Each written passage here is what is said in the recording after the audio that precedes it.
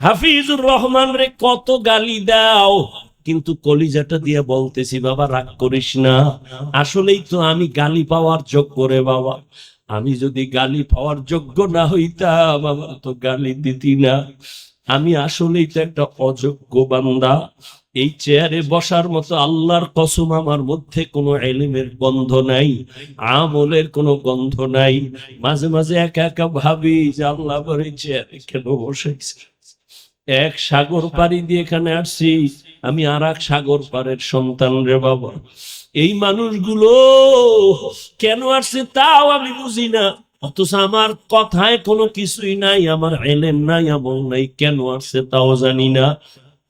আল্লাহর কাছে এখন শুধু একটাই দোয়া করি, মালিক তুমি আমার সম্মানের জায়গায় বসাইছো, গুনার কারণে ফালাইয়া দিও না রে আল্লাহ। সম্মানের জায়গায় বসাইছো রে মালিক, গুনাহের কারণে তুমি ফালাইয়া দিও না। ও কলিজার যুবক, পায়ে হাত রাইখে বলি, কলিজা দিয়া মোহাব্বত করি রে বাবা। আমি এখানে একটা যুবকের হুজুর বানাবার জন্য আসি নাই, ভয় নাই। আমি তোমাকে একবারও বলবো না তুমি স্কুল সাইরা কলেজ বাদ দিয়া মাদ্রাসায় যাও, দাড়ি লম্বা করে তসবিহ হাতে নাও, পাগড়ি লাগাও, একবারও বলবো না। বরং আমি তোমার পক্ষে কিছু কলিজা দিয়া দোয়া কইরা যাব। আমি শুরুতেও বলছি, আবারও বলি, আমার দোয়া কবুলের খোদার কসম গ্যারান্টি নেই, তবে এই মাঠে বহু আল্লাহর বান্দা আছে আমিন খালি ফেরত যাবে না। আর এটা রসুলের কথা, একজন আর আমিন যদি মজলিসে কবুল হয় সবারটাই কবুল হয়ে যাবে। ও আমার কলিজার যুবক, ভালো করে স্মরণ রাখিস, আমার আল্লাহ কত দয়ার মালিক।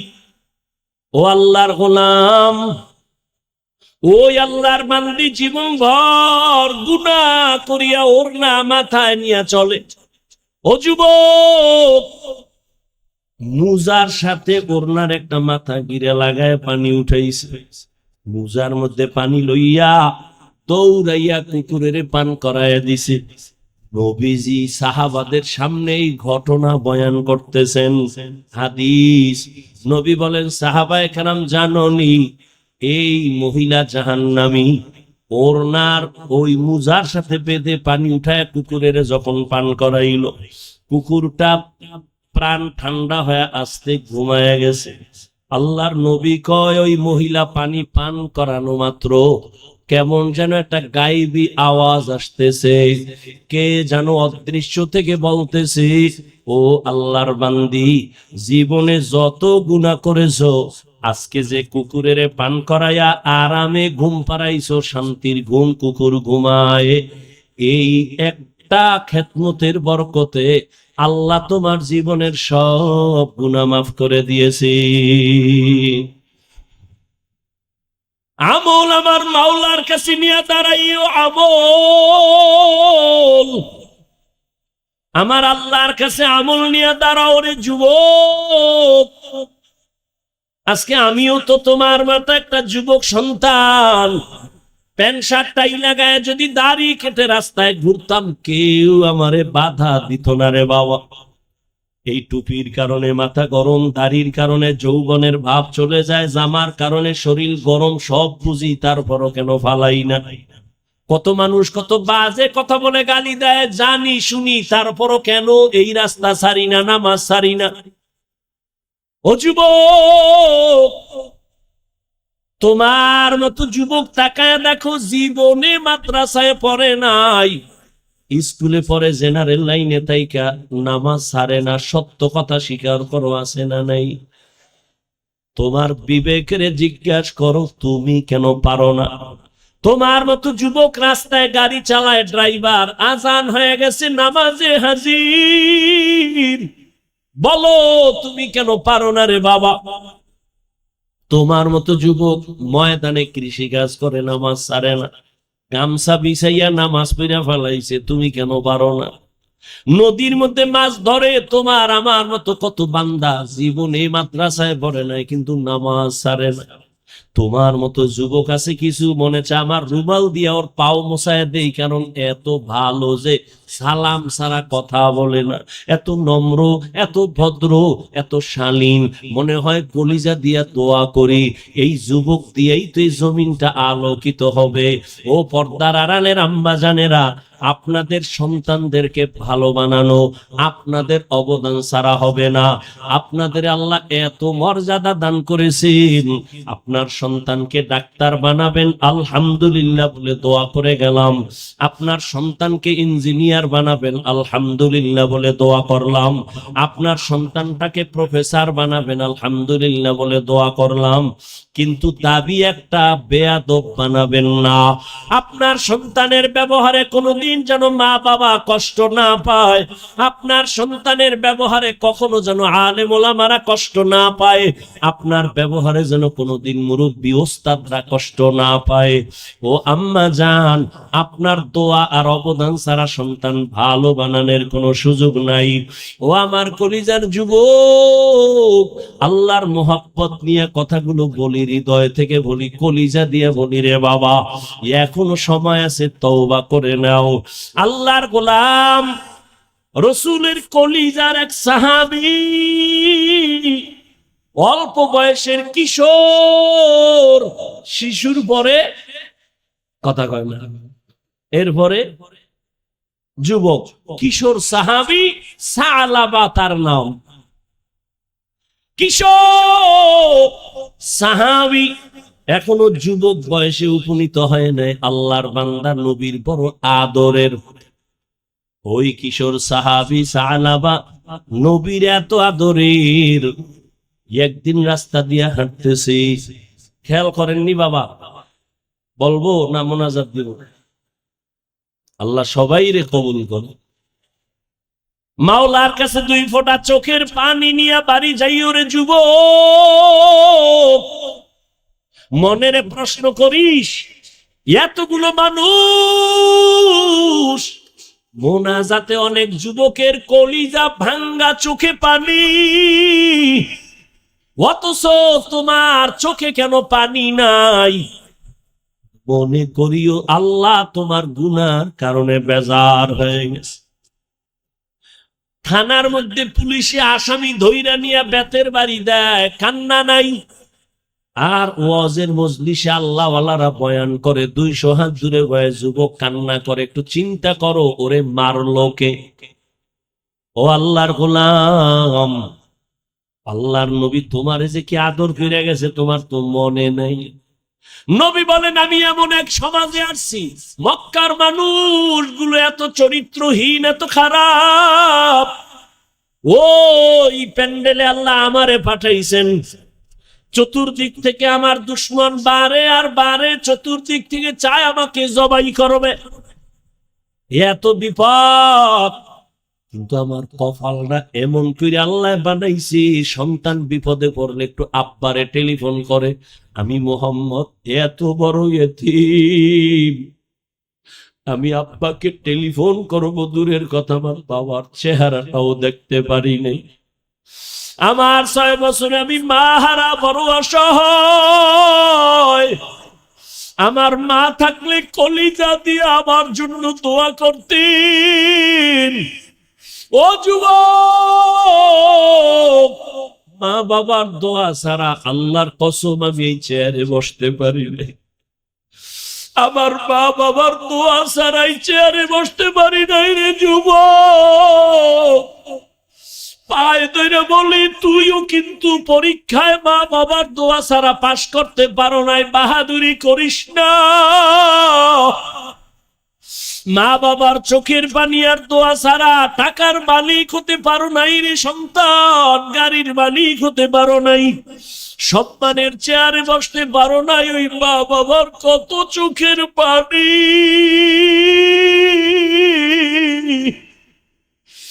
ওই মা বাবার জীবনটা বিসর্জন দিয়ে তোমারে আমারে মানুষ বানাইছেন। যেই মা যেদিন আমার আম্মা জানের কণ্ঠ ঘরের বাইরে কেউ জানে না, শুনে না, এত আস্তে কথা বলে, কিন্তু আমি হাফিজুর রহমান যেদিন দুনিয়াতে আসবো ওই দিন আমার আম্মা এত চিৎকারের আওয়াজ, প্রসব বেদনায় মা এত কান্না কাঁদলেন, আমার পাশের বাড়ির মানুষেরাও ঘুমাইতে পারে না মায়ের আওয়াজে।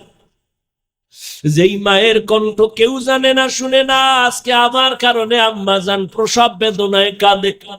আমার দাদি নানি পাশে বসে আম্মা জানের বুঝায়, এত কাঁদিও না। আমার আম্মা কয় আমার বোধহয় মরণের ডাক আইসা গেছে।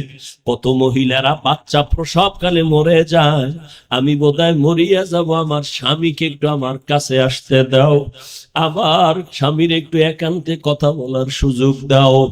আমার আম্মা জান আমার আব্বা জানের কাছে ডাইকা আমার দাদি নানিরে সরাইয়া দিয়া আমার আব্বা জানের হাত ধইরা কয়, স্বামী তোমার ঘরে আইসা মন ভরিয়া খেদমত করতে পারি নাই, আজ আমার 7 আসমানের বোঝা মাথার উপরে, তুমি আমারে মাফ করিয়া দিও। মরিয়া গেলে দাবি রাখবা না, কষ্ট নিবা না রে স্বামী, মাফ করে দাও। আমার সন্তানের দুনিয়াতে আসার ব্যথা সইতে পারি না, এর থেকে মরা ভালো। আমার আব্বা যেন কান্না করে বলছিলেন, ও বিবি ধৈর্য ধারণ করো, কান্না করিও না। আমার আম্মা জানের সান্ত্বনা দিয়া আমার আব্বা যেন সামনের দরওয়াজা খুলিয়া পাশে গিয়া যায় নামাজ বিছায় কাঁদে, ও আল্লাহ আমার স্ত্রীকে সুস্থ করে দেও, আয় আল্লাহ নিরাপদে আমার সন্তানটাকে দুনিয়ায় পাঠাও। এ যুবক, ওই মায়ের ঋণ কেমনে আদায় করবি রে বাবা? ওই মা বাবার দোয়া ছাড়া সামনে আগাইতে পারবি না, কসম আল্লাহর পারবি না। ওই মা বাবার কষ্ট, এমনও মা বাবা গরিব, এই সন্দ্বীপের মানুষ আজকে না টাকাওয়ালা, কিন্তু শুরুর জীবন খবর নাও কত কষ্ট করছে মা বাবারা। এমনও মা মনে চাইতে একটু ফল কিনা খাবে, টাকার অভাবে কিনতে পারে নাই, মা ফল খাইতে পারে। বাবার মনে চাইতো ইলিশ মাছ কিনিয়া খানা খাবে, বাবায় টাকার অভাবে ইলিশ মাছ কিনতে পারে না, খাইতেও পারে নাই। ও সন্দ্বীপের যুবক,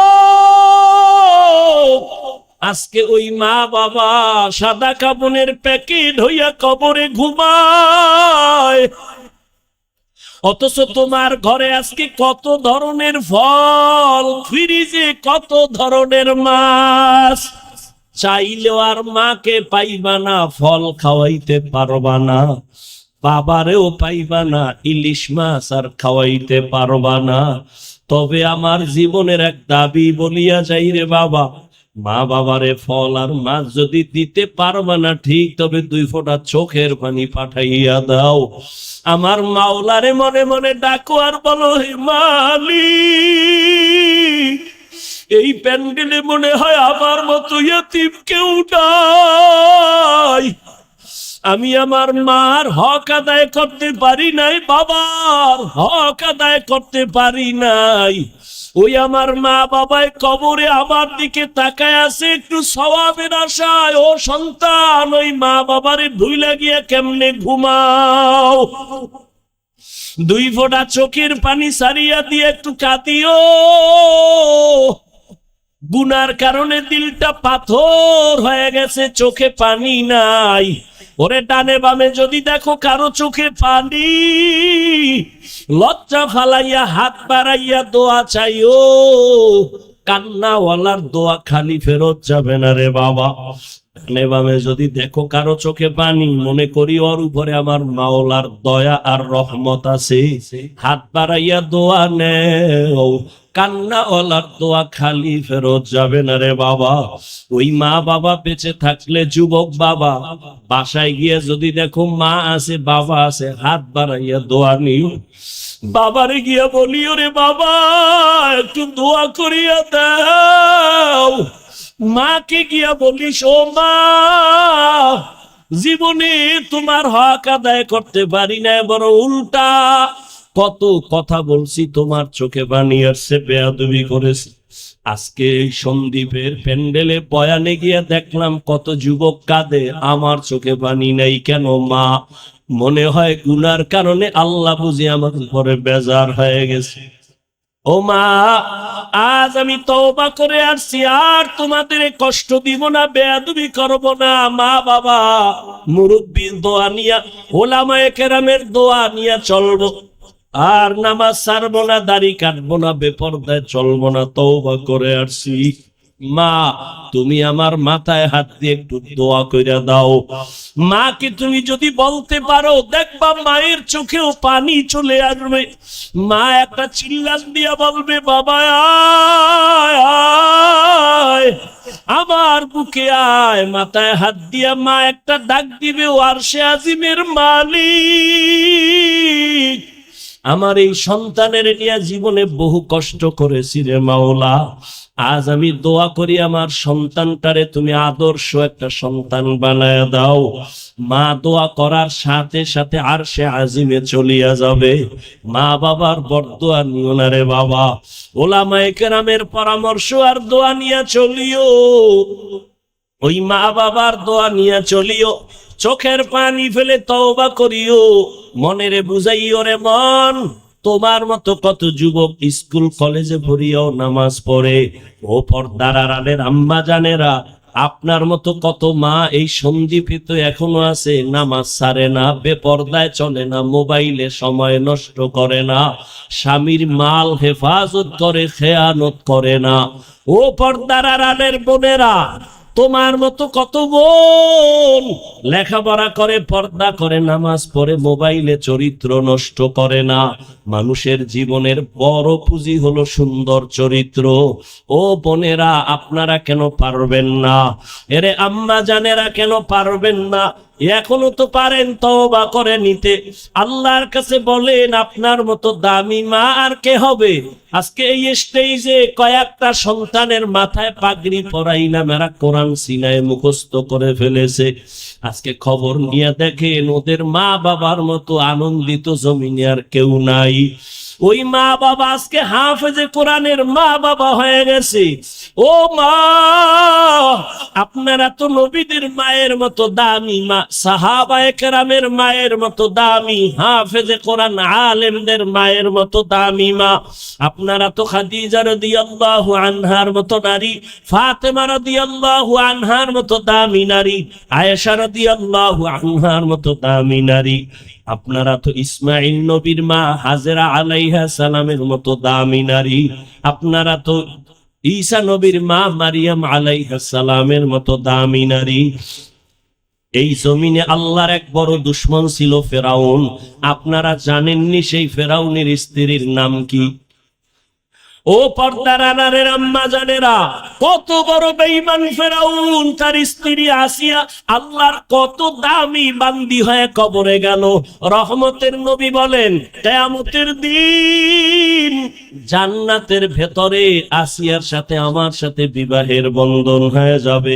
ও আম্মা জানেরা, ফেরাউনের ঘরে থাইকা আপনার ওই আসিয়া কত আল্লাহর মোহাব্বত নিয়ে গেলেন।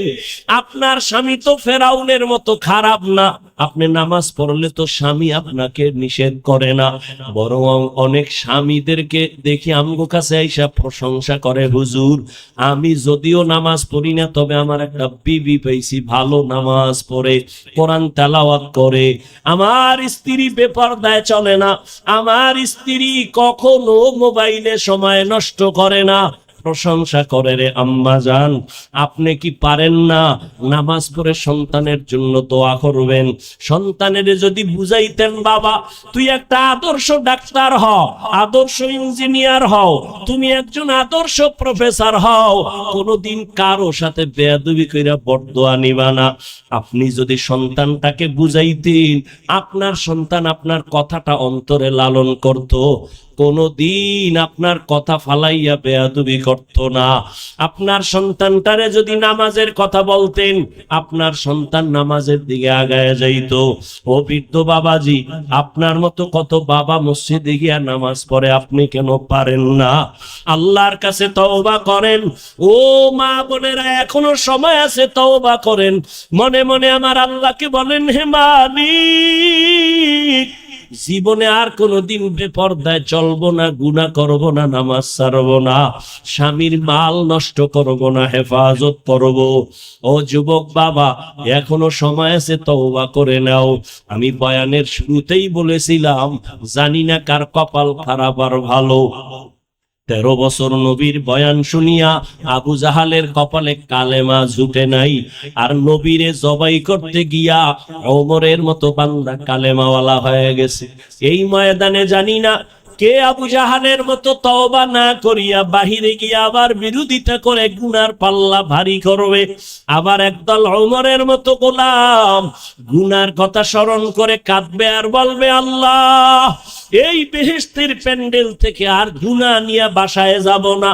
জীবনে কত নামাজ ছাড়লাম, কতবার দাড়ি কাটলাম, বেপরদায় চললাম, আজকে তওবা করলাম, মরিয়া গেল আর নামাজ ছাড়বো না, দাড়ি কাটবো না, বেপরদায় চলবো না, মা বাবার সাথে বেয়াদবি করবো না, ওলামায়ে কেরামের বিরোধিতা করে গুনাহগার হব না, নবীজির তরিকা মেনে চলবো, নামাজ পড়বো। জানি না কার অন্তর তৈরি হয়ে যাবে, তবে যার অন্তর তৈরি আছে, মুনাফিকি অন্তরে নাই, আল্লাহর মুহাব্বত নিয়ে তওবার নিয়ত আছে, যাদের অন্তর তৈরি, মরিয়া গেল আর নামাজ ছাড়বা না, দাড়ি কাটবা না, বেপরদায় চলবা না, আল্লাহর মুহাব্বত নিয়ে চলবা। হায়াতের মালিক আল্লাহ, রিজিকের মালিক আল্লাহ, সম্মানের মালিক আল্লাহ।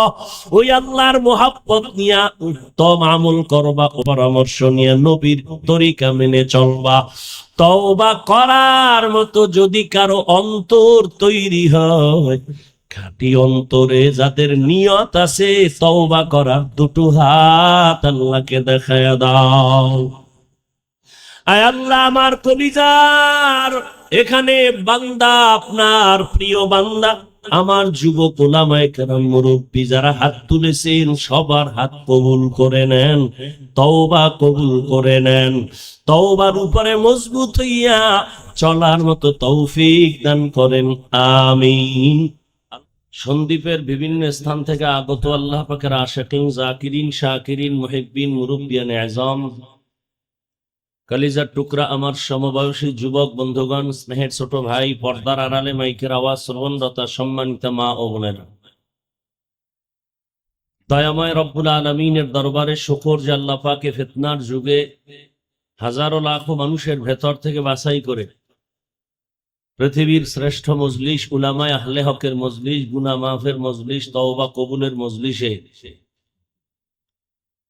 দয়া করে ভালোবেসে আমাদেরকে রব্বুল আলামিন আসার মতো এবং বসার মতো, হাজির হওয়ার মতো তৌফিক দান করেছেন। নিয়ামতের শুকর আদায়ার্থে ইমানের আওয়াজকে উঁচু করে এক আওয়াজে উচ্চ কণ্ঠে দিল থেকে জবান খুলে মহব্বতে পড়ি আলহামদুলিল্লাহ। দরুদ ও সালাম সৈয়দুল মুরসালিন, রাহমাতুল লিল আলামিন, শফিউল মুজনিবিন, খাতামুন নবিয়্যিন, সৈয়দুস সাকালাইন, ইমামুল মুরসালিন, শফিউ আযম, রাসূল আকরাম, রহমত আলম, নবিউল আরব আল আজম, হাবিবে কিবরিয়া, আশরাফুল আম্বিয়া, সৈয়দুল আম্বিয়া, শফিউ মাহশর, সাকিয়ে কৌসর, आका नामदार, मदीना का ताजदार, आफताब नबूवत, सैयदुल मखलूकात, हजरत मुहम्मदुर रसूलुल्लाह। দরুদ শরীফটা পড়লেন না কেন সবাই? পৃথিবীতে সব থেকে বড় কৃপণ যে রসুলের নামে দরুদ পড়ে না। তবে আমাদের মধ্যে একটা বদ অভ্যাস হয়ে গেছে, জেলাফি না থাকলে পড়ে না। সবাই পড়েন তো, আবার পড়েন। গুনাহ হয়েছে না কয়টা? একবার পড়বেন 3টা পুরস্কার। আরো আস্তে করে বলেন। প্রথম পুরস্কার 10টা গুনাহ মাফ। দ্বিতীয় পুরস্কার 10টা নেক আমল নামায় যোগ হয়ে গেছে। তৃতীয় পুরস্কার আল্লাহর আদালতে 10 গুণ মর্যাদা বেড়ে গেছে। আচ্ছা, ওই যে 10 গুনাহ মাফ হইল, এটা কোন ডাস্টবিনে ফেলে রাখছেন? নবী বলেন না, ওই 10টা গুনাহকেও নেকের দ্বারা পরিবর্তন করে দিয়েছেন। हर के बाशुद आमिले सल्लो मुदाम आतिशे दो जुक्शबद बरवाए হারাম। বেশি বেশি দরুদের আমল করেন। জীবনের সব পেরেশানির মহা ঔষধ দরুদ শরীফ। এই 2 তাবিজ রাখেন। এক তাবিজ তো একটু আগেই পড়লাম, লা ইলাহা, হাজারো পেরেশানি দূর হয়ে যাবে। যে লাইনে থাকতে দরুদের আমল করেন। আল্লাহ যদি জিজ্ঞেস করেন হাসরের দিন, যে বান্দা তুই জীবনে যত পাপ করছো সব মাফ করে দিলাম, একটা ছোট্ট আমল আমাকে দেখা, যে আমলটা শুধু আমার জন্য করেছো। আজকে যদি একটা আমল দেখাইতে পারো, তা আমি তোকে জান্নাত দিব। তোর জীবনের সব অপরাধগুলো মাপ, একটা আমল দেখা। কি নামাজি আল্লাহর বান্দারা, হাজী সাহেব, পীর সাহেবের মুরিদ, তাবলিগওয়ালারা, বাহাদুরি ভাব নিয়ে যারা চলেন, অনেক কিছু আপনি হয়ে গেছেন। একটু হিসাব মিলান তো, একটা আমল ছোট হোক আল্লাহর কাছে পেশ করতে পারবেন। জীবনে এমন কোন একটা আমল আছে? এত এত মাস্তানি ভাব কেন? এত বাহাদুরি ভাব কেন?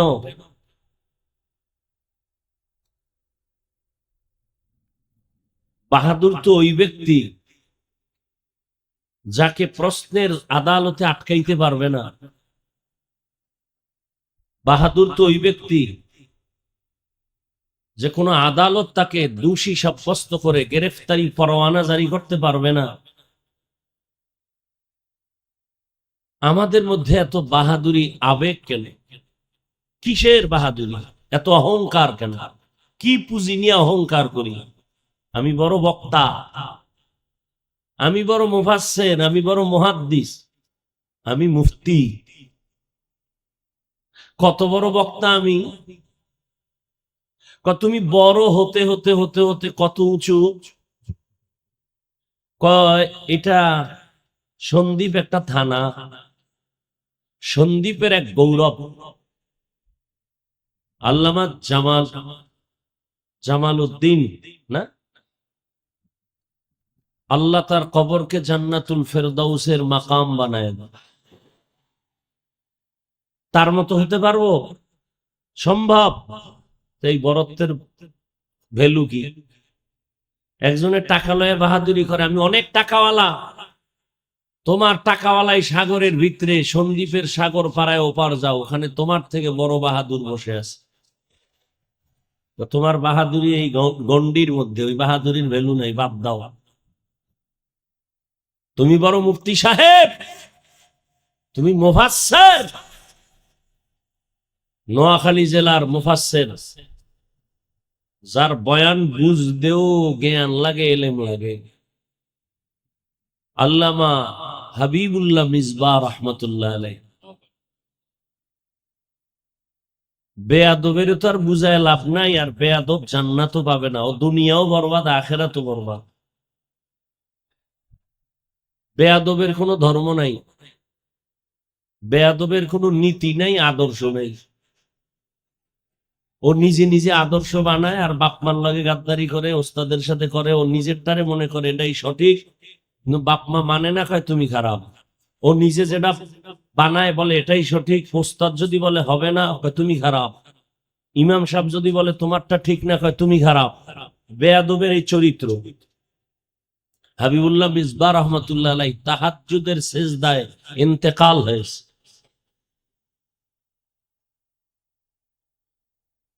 ইউটিউবে দুই একটা বয়ান অডিও থাকতে পারে সম্ভবত, পারলে শুইলেন। তাফসির কাকে বলে? 13টা কোরআন শরীফের আয়াত বইলা তরজমা করার নাম তাফসির।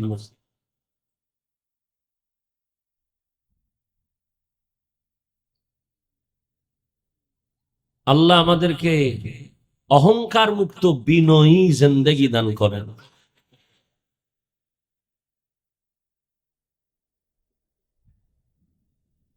অনেক কষ্ট করে আসছেন এবং আপনারা তো মূলত কষ্ট বেশি করেন। এই এলাকার মানুষ, চলাফেরা, বিভিন্ন দিকে আসা যাওয়া, খেটে খাওয়া মানুষ। আমাদের দোয়া করা ছাড়া কোনো পথ নাই।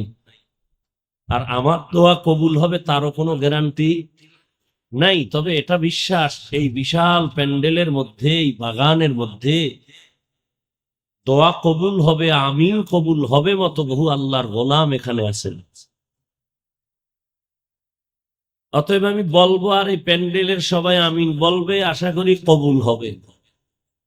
আল্লাহ এই দ্বীপকে ইসলামের জন্য কবুল করেন। আল্লাহ পাক এই দ্বীপের প্রত্যেকটা মানুষকে মোহাব্বতের বন্ধনে আবদ্ধ হইয়া শান্তির জীবন যাপনের তৌফিক দান করেন। আল্লাহ এই দ্বীপকে সমস্ত পেরেশানি থেকে, মুসিবত থেকে আল্লাহ কুদরতের দ্বারা হেফাজত করেন।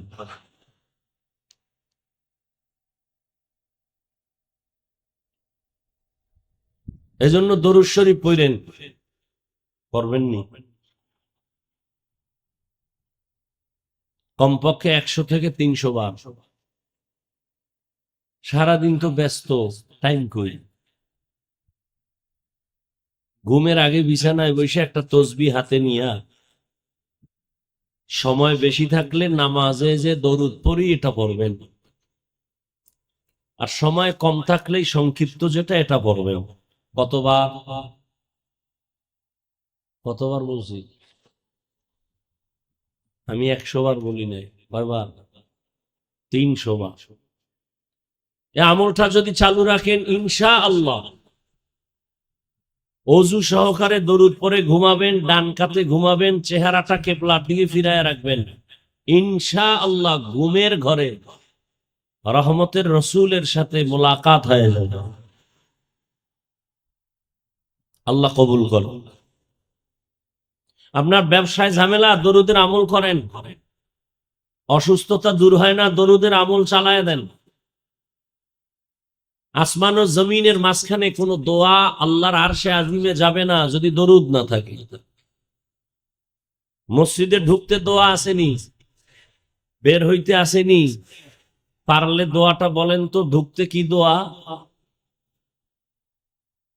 আল্লাহুম্মা মাফতাহলি আবওয়াবা। এ দরুদ শরীফ পড়েন নাই, দোয়াও আরশে আজিমে যায় নাই। দরুদ সহ পড়া লাগবে। কয় কেমনে? মসজিদে নববীর রওজা মুবারকের গেটে ঢুকলে উপরে সুন্দর করে লেখা আছে, বিসমিল্লাহি ওয়াসসালাতু ওয়াসসালামু আলা রাসূলিল্লাহ। বিসমিল্লাহি ওয়াসসালাতু ওয়াসসালামু আলা রাসূলিল্লাহ। আল্লাহুম্মা ইফতাহলি আবওয়াবা রাহমাতিক। আবার বের হবেন, আবার এভাবেই, বিসমিল্লাহি ওয়াসসালাতু ওয়াসসালামু আলা রাসূলিল্লাহ। আল্লাহুম্মা ইন্নী আসআলুকা মিন ফাদলিক। দুনিয়ার সব পারেন, এটা পারেন না, আপনি মুসলমান হইয়া লাভ হইল কি? আখিরি নবীর উম্মত হইয়া লাভ হলো কি? চালাকি করে তো জান্নাত পাওয়া যাবে না। দুনিয়ায় না চালাকি চলে, আল্লাহর আদালতে তো চলে না। আল্লাহ আমাদের সবাইকে দরুদের আমল করার তৌফিক দান করেন। কষ্ট করে আসছেন, কিছু কথা শুনবেন তো ইনশাআল্লাহ। এ কথা বলি কেন জানেন? এখানে আসতে কপাল লাগে, মন চাইলে আসা যায় না। কি লাগে ভাই? এই প্যান্ডেলে বসতেও কপাল লাগে, আবার বসার পরে মোনাজাত দিয়া মা বাবার জন্য দোয়া করে নিজের অপরাধ ক্ষমা চাইয়া কান্না করে বিদায় হতেও কপাল লাগে। অনেকেই প্রচারণা শুনছে, মাহফিল আসতে পারে নাই, মাওলায় না আনলে আসবে কিভাবে? আবার অনেকে আসছে, এই বেহেশতের প্যান্ডেলে ঢুকতে পারে নাই। এরা কোথায়? এরা মহিলা প্যান্ডেল তাওয়াফ করে, কেউ বা দোকানে মার্কেটে ঘুরে ঘুরে তাজা তাজা কবিরা গুনাহ করে। কি মনে হয় এদের কপাল খুব ভালো? আপনারা আমিন বললে আশা করি কবুল হবে। আমি দোয়া করি আল্লাহ এদের সবাইকে হেদায়াত দান করেন। আবার অনেকে প্যান্ডেলে বসছেন, কপালের মাঝখানে একটা পর্দা ফালায় রাখছে মোবাইল। এগো কপালটাও বেশি সুবিধা না। প্রতি বছরই বলি, আজও বলি, যদি আমি জিজ্ঞাসা করি যারা একটু বুদ্ধি খাটায়, চালাক, এরা জবাব দিবে হাফিজ ভাই বছরে একদিন আসলেন, মোহাব্বতে আসছি, মোবাইলটা নিয়ে একটু রেকর্ড করুন।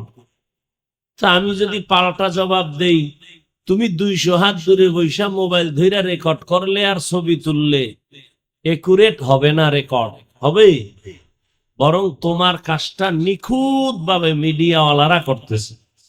তোমার প্রয়োজন হলে সকালবেলা ডাউনলোড করে নিতে পারবা। অতএব শুধু শুধু মোবাইলটা নিয়ে তুমি আমাকে দেখাও কেন যে আমি মোবাইলওয়ালা? তোমার এতদূর বুদ্ধি না থাকলে সকালবেলা কচু গাছ খুঁজো, তোমার বেঁচে থাকার সার্থকতা নেই। এতদূর জ্ঞান যদি তোমার না থাকে, একটা বেহেশতের বাগানে বৈশাও যদি তোমার কপাল পুড়ে যায়, তা তোমার কপাল নিয়ে দুনিয়াতে বেঁচে থেকে লাভ কি? তুমি তো হতভাগা। এটা কেমন প্যান্ডেল তুমি জানো? রহমতের নবী বলেন, এখানে বসার সাথে সাথে জীবনের সব গুনাহ মাফ। নবীজি বলেন, যারা ঘর থেকে বের হইছে উলামায়ে আহলে হকের মোলাকাতে, প্রত্যেকের সাথে 70,000 রহমতের ফেরেশতাকে আল্লাহ কাফেলা বানায় দিয়েছেন। এখানে বসে উলামায়ে কেরামের কথা শুনবেন, দ্বীনের একটা মাসআলা শিখবেন, 100 রাকাত নফল নামাজের সওয়াব পেয়ে যাবে। এটা তো ওই প্যান্ডেল যে প্যান্ডেলে কোনো ভেদাভেদ নাই, কে বড় কে ছোট আছে। মানুষ জ্ঞান খাটায় এতটুকু চিন্তা করলেই তো হেদায়েতের দরজা পেয়ে যাবে। দুনিয়ার কোন অনুষ্ঠানে মানুষকে এভাবে বসতে দেয় না, আর দিলেও কেউ এই 3rd ক্লাসের বিছানায় বসে না, গালি দেয়, বকা দেয়। কিন্তু এখানে কেউ কোনো কষ্ট পায় নাই, বরং যে যেখানে সুযোগ পেয়েছে বসে গেছে, পায় না দাঁড়ায় গেছে, অন্তরে কোনো কষ্ট নাই। এতগুলো মানুষ সন্দ্বীপের মাঠে যদি সমাবেশ জমায়েত করা হয়, নিয়ন্ত্রণের জন্য কত প্রশাসন আর বাহিনী প্রয়োজন, অথচ এখানে কোনো বাহিনী নাই, সব চুপচাপ অধীর আগ্রহে বসে আছেন। কিছু নাস্তাও দেওয়া হবে না, তাও জানা, টাকাও দেওয়া হবে না আসা যাওয়ার। অনেক তো প্রোগ্রাম এরকম হয়, আসা যাওয়ার গাড়ি ভাড়া দেয়, আসো গাড়ি ভাড়া ফ্রি, আসো। এখানে কি কিছু দেওয়া হয়েছে? বরং আরো টাকা মাদ্রাসায় রেখে দেওয়া হয়েছে। এটা কেমনে সম্ভব? এতটুকু চিন্তা করলে অনেক হেদায়েতের রাস্তা পরিষ্কার হয়। আমরা তো চিন্তাই করি, চিন্তা করার সময় নাই। আর চিন্তা ভালো দিকে করার রাস্তাটাকে টোটাল চরম ভাবে বন্ধ করে দিয়েছে পৃথিবীর ইন্টারন্যাশনাল বেঈমানের বুদ্ধি আর মাথা মোবাইলের দ্বারা। নামাজে দাঁড়াবা, চিন্তা আল্লাহ নিয়ে না, মোবাইল নিয়ে। সারাদিন দোকানদারি করে সন্ধ্যায় বাসায় গেছে, সন্তানের হক আদায় করবে, স্ত্রীর হক আদায় করবে। কয় না, সারাদিন তো দোকান আর চাকরির হক আদায় করলাম, রাতে একটু মোবাইলের হক আদায় করি। হাসবেন না, আমি হাসির কথা বলি নাই। চিন্তা করলে কান্না দরকার যে আমার কপাল এত খারাপ কেন। আমি তো ওই মানুষ না যার কোনো হিসাবের চিন্তা নাই। আমি তো আল্লাহর প্রিয় বান্দা, আমি তো আল্লাহর প্রিয় বান্দা, রহমতের নবীর উম্মত। আমার তো চলাফেরার রেস্ট্রিকশন আছে, আমার তো সীমাবদ্ধতা আছে। আমি তো মন চাইলে খানা পাইলে খেতে পারবো না। আমার উপরে তো একটা সীমাবদ্ধতা দেওয়া আছে। খাওয়ার আগে ক্ষুধাও আছে, খানাও আছে। খাওয়ার আগে চিন্তা করতে হবে হালাল না হারাম। এটা তো হিন্দু চিন্তা করবে না, ইহুদি করবে না, বিধর্মী করবে না, আমার করতে হবে। কারণ আমি তো সেই বাউন্ডারির মধ্যেই আছি। আমার পরিচয় তো আমি মুসলমান, আমার পরিচয় তো আমি আখিরি নবীর উম্মত। কেন চিন্তা করবেন না? নিজের চিন্তা নাই, ছেলের চিন্তা নাই, মেয়ের চিন্তা নাই, স্ত্রীর চিন্তা নাই, পরিবারের চিন্তা নাই, আর একজনের ফাও চিন্তা নিয়ে সময় নষ্ট। আল্লাহ আমাকে আপনাদের সবাইকে হেদায়াত দান করেন। তাহলে শেষ দোয়া কইরা যাওয়ার কপাল কি হবে আপনাদের? নিয়তের মধ্যে যেন ঝামেলা না থাকে। আল্লাহ দোয়া করে যাওয়ার তৌফিক দান করেন। ওলামায়ে কেরাম আলোচনা রেখেছেন, ওলামায়ে কেরামের কথা সবাইকে সহি তরিকায় আমল করার তৌফিক দান করেন। আরো আস্তে করে বলেন, ওলামায়ে কেরামের ইজ্জতকে আল্লাহ বেশি বেশি বাড়ায় দেন। আলেমের ইজ্জত বাড়ুক এটা চান না? না, চান না। যে আলেমের বিরুদ্ধে ফেসবুকে লেখে সে কি আলেমের ইজ্জত চায়? সে তো বেয়াদব। আলেমের বিরুদ্ধে যারা সাধারণ মানুষকে বিভ্রান্ত করে এরা বেয়াদব। এরা কি বেয়াদব? এরা নিকৃষ্ট বেয়াদব। আজীবন রেকর্ড করেন আর লিখেন। যে কয়টা পয়েন্ট বলবো ভালো করে খেয়াল করেন, ভুল হলে দাঁড়ায় যাবেন যে হাফিজ ভাই কথা ভুল, আস্তে কানে ধরে তওবা করে নিব সবার সামনে, কোনো পেরেশানি নেই। তবে যেটা বলি যদি আপনার অন্তর কবুল করে, হ্যাঁ হাফিজ ভাই কথা ঠিক, তাহলে জিব্বা নাড়ায় ঠিকটা বইলেন, কষ্টে লাগায় বসে থাকেন না, যে সমর্থন দিয়েন হ্যাঁ ঠিক। আল্লাহ যাকে বেশি মোহাব্বত করেন তার প্রথম পরিচয় সে আল্লাহর প্রিয় বান্দাদেরকে কলিজা দিয়া মায়া করবেন। পক্ষান্তরে আল্লাহ যদি কাউকে অপছন্দ করেন তার প্রথম পরিচয় সে আলেমের বিরোধিতা করবে। ওলামায়ে কেরামের বিরোধিতা করা এটা প্রথম পরিচয়, তার কপাল খারাপ, আল্লাহর লানত। এবার আমাকে একটু জবাব দিবেন, যারা আলেমদের বিরুদ্ধে লেখালেখি করেন তাদের থেকে জবাব চাই, দিবেন না জানি। বলেন তো, আমার বিরুদ্ধে যদি আপনি লেখেন খুব খেয়াল করে জবাব দিবেন, আমি বেয়াদবি মাপ চাই। এখানে সবার থেকে আমি ছোট, সর্বসাইটে ছোট। আপনারা অনেক জ্ঞানী মানুষ, অনেক বুদ্ধিমান, আমি অন্তর থেকে বলছি কথাগুলো, তাকাল্লুফি না। আল্লাহর ওয়াস্তে একটু বিবেক দিয়ে জবাব দেন, সত্য কথাটা স্বীকার করেন। আমার বিরুদ্ধে যদি আপনি ফেসবুকে লেখেন ইসলামের কি লাভ হবে আমাকে একটু বলবেন একজনে, যে হ্যাঁ হাফিজ ভাই আপনার বিরুদ্ধে লেখলে ইসলামের অনেক লাভ, তাহলে আপনি লেখেন। নাম্বার 2, আমার বিরুদ্ধে লেখলে আপনার লাভ কি? আপনাকে সন্দীপওয়ালারা ফুলের মালা দিবে, হ্যাঁ? আচ্ছা সন্দীপ বাদ দেন, পৃথিবীতে আপনার মাথার মুকুট আপনার মা, কথা ঠিক? আপনি মার কাছে কি আজকে বলবেন আম্মু আমি কিন্তু হাফিজুর রহমানের নাম শুনছো নি? কহা শুনছি। সরমনের পিসাবের নাম শুনছো? হ্যাঁ শুনছি। আমি আম্মু প্রতিদিন তাদের বিরুদ্ধে 2 লাইন লেখি ফেসবুকে, মানুষ যেন জানে তারা খারাপ। আম্মু তুমি এটাকে কেমন মনে করো? তোমার মা যদি সাপোর্ট করে তাহলে মোবাইল না থাকলে আমি কিনে দিব, লেখো। কিন্তু পৃথিবীতে কোনো মা নাই যে সন্তানকে বলবে তুই আলেমের বিরোধিতা করে কপাল পুড়ে ফেল, বরদোয়া নিয়ে চাকার তলে মাথা দিয়ে দে, ওই স্পিরিট বলে যাবি আর তুফানে পড়ে মরে যাবি। কারণ আলেমের বিরুদ্ধে যে চলে ওর মরণটা মরার আগে হয়ে যায়। মরার আগে মরণ মানি ওর জীবন রুহু থাকবে কিন্তু জীবন পঙ্গু। সব জায়গায় বেয়াদবি আর চালাকি চলে না। মা বাবার সাথে বেয়াদবির বিচার মরার আগে, আলেমদের সাথে বেয়াদবি করার বিচার মরার আগে। আমার সোনার বাংলাদেশে যত ঝামেলা দেখো সবগুলো আলেমের সাথে বেয়াদবির ফলাফল। নিজেরে বাহাদুর মনে করো না, বহু বাহাদুর। একেবারে নিঃশ্বাস ফালাবার সুযোগ নাই, সাবধান। এই প্যান্ডেল বাহাদুরির প্যান্ডেল না, কান্নার প্যান্ডেল, তওবার প্যান্ডেল। আর এই চেয়ারে বসা এটা অহংকারী করে বসা যায় না, বাহাদুর হয়ে বসা যায় না। নিজেরে বিনয়ী বানাইলে আল্লাহ বসার তৌফিক দেবে। মান তাওয়াজা লিল্লাহ রাফাআহুল্লাহ, যে আল্লাহর জন্যই নিজেরে ছোট মনে করে আল্লাহ তার মর্যাদা বাড়ায়।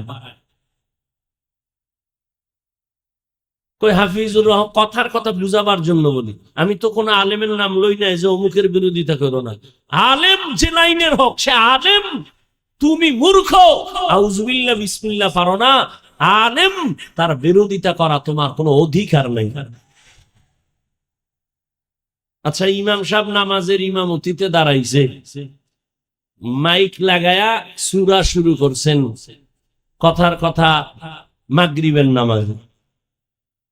তো মসজিদে মুসল্লি, ইমাম সাহেব আলহামদু শুরু করছেন, মসজিদের পাশে চায়ের দোকানে কিছু বেনামাজিরা বসে চা খায়, নামাজে যায় না। তারাও মসজিদের মাইকের আওয়াজ শুনে না।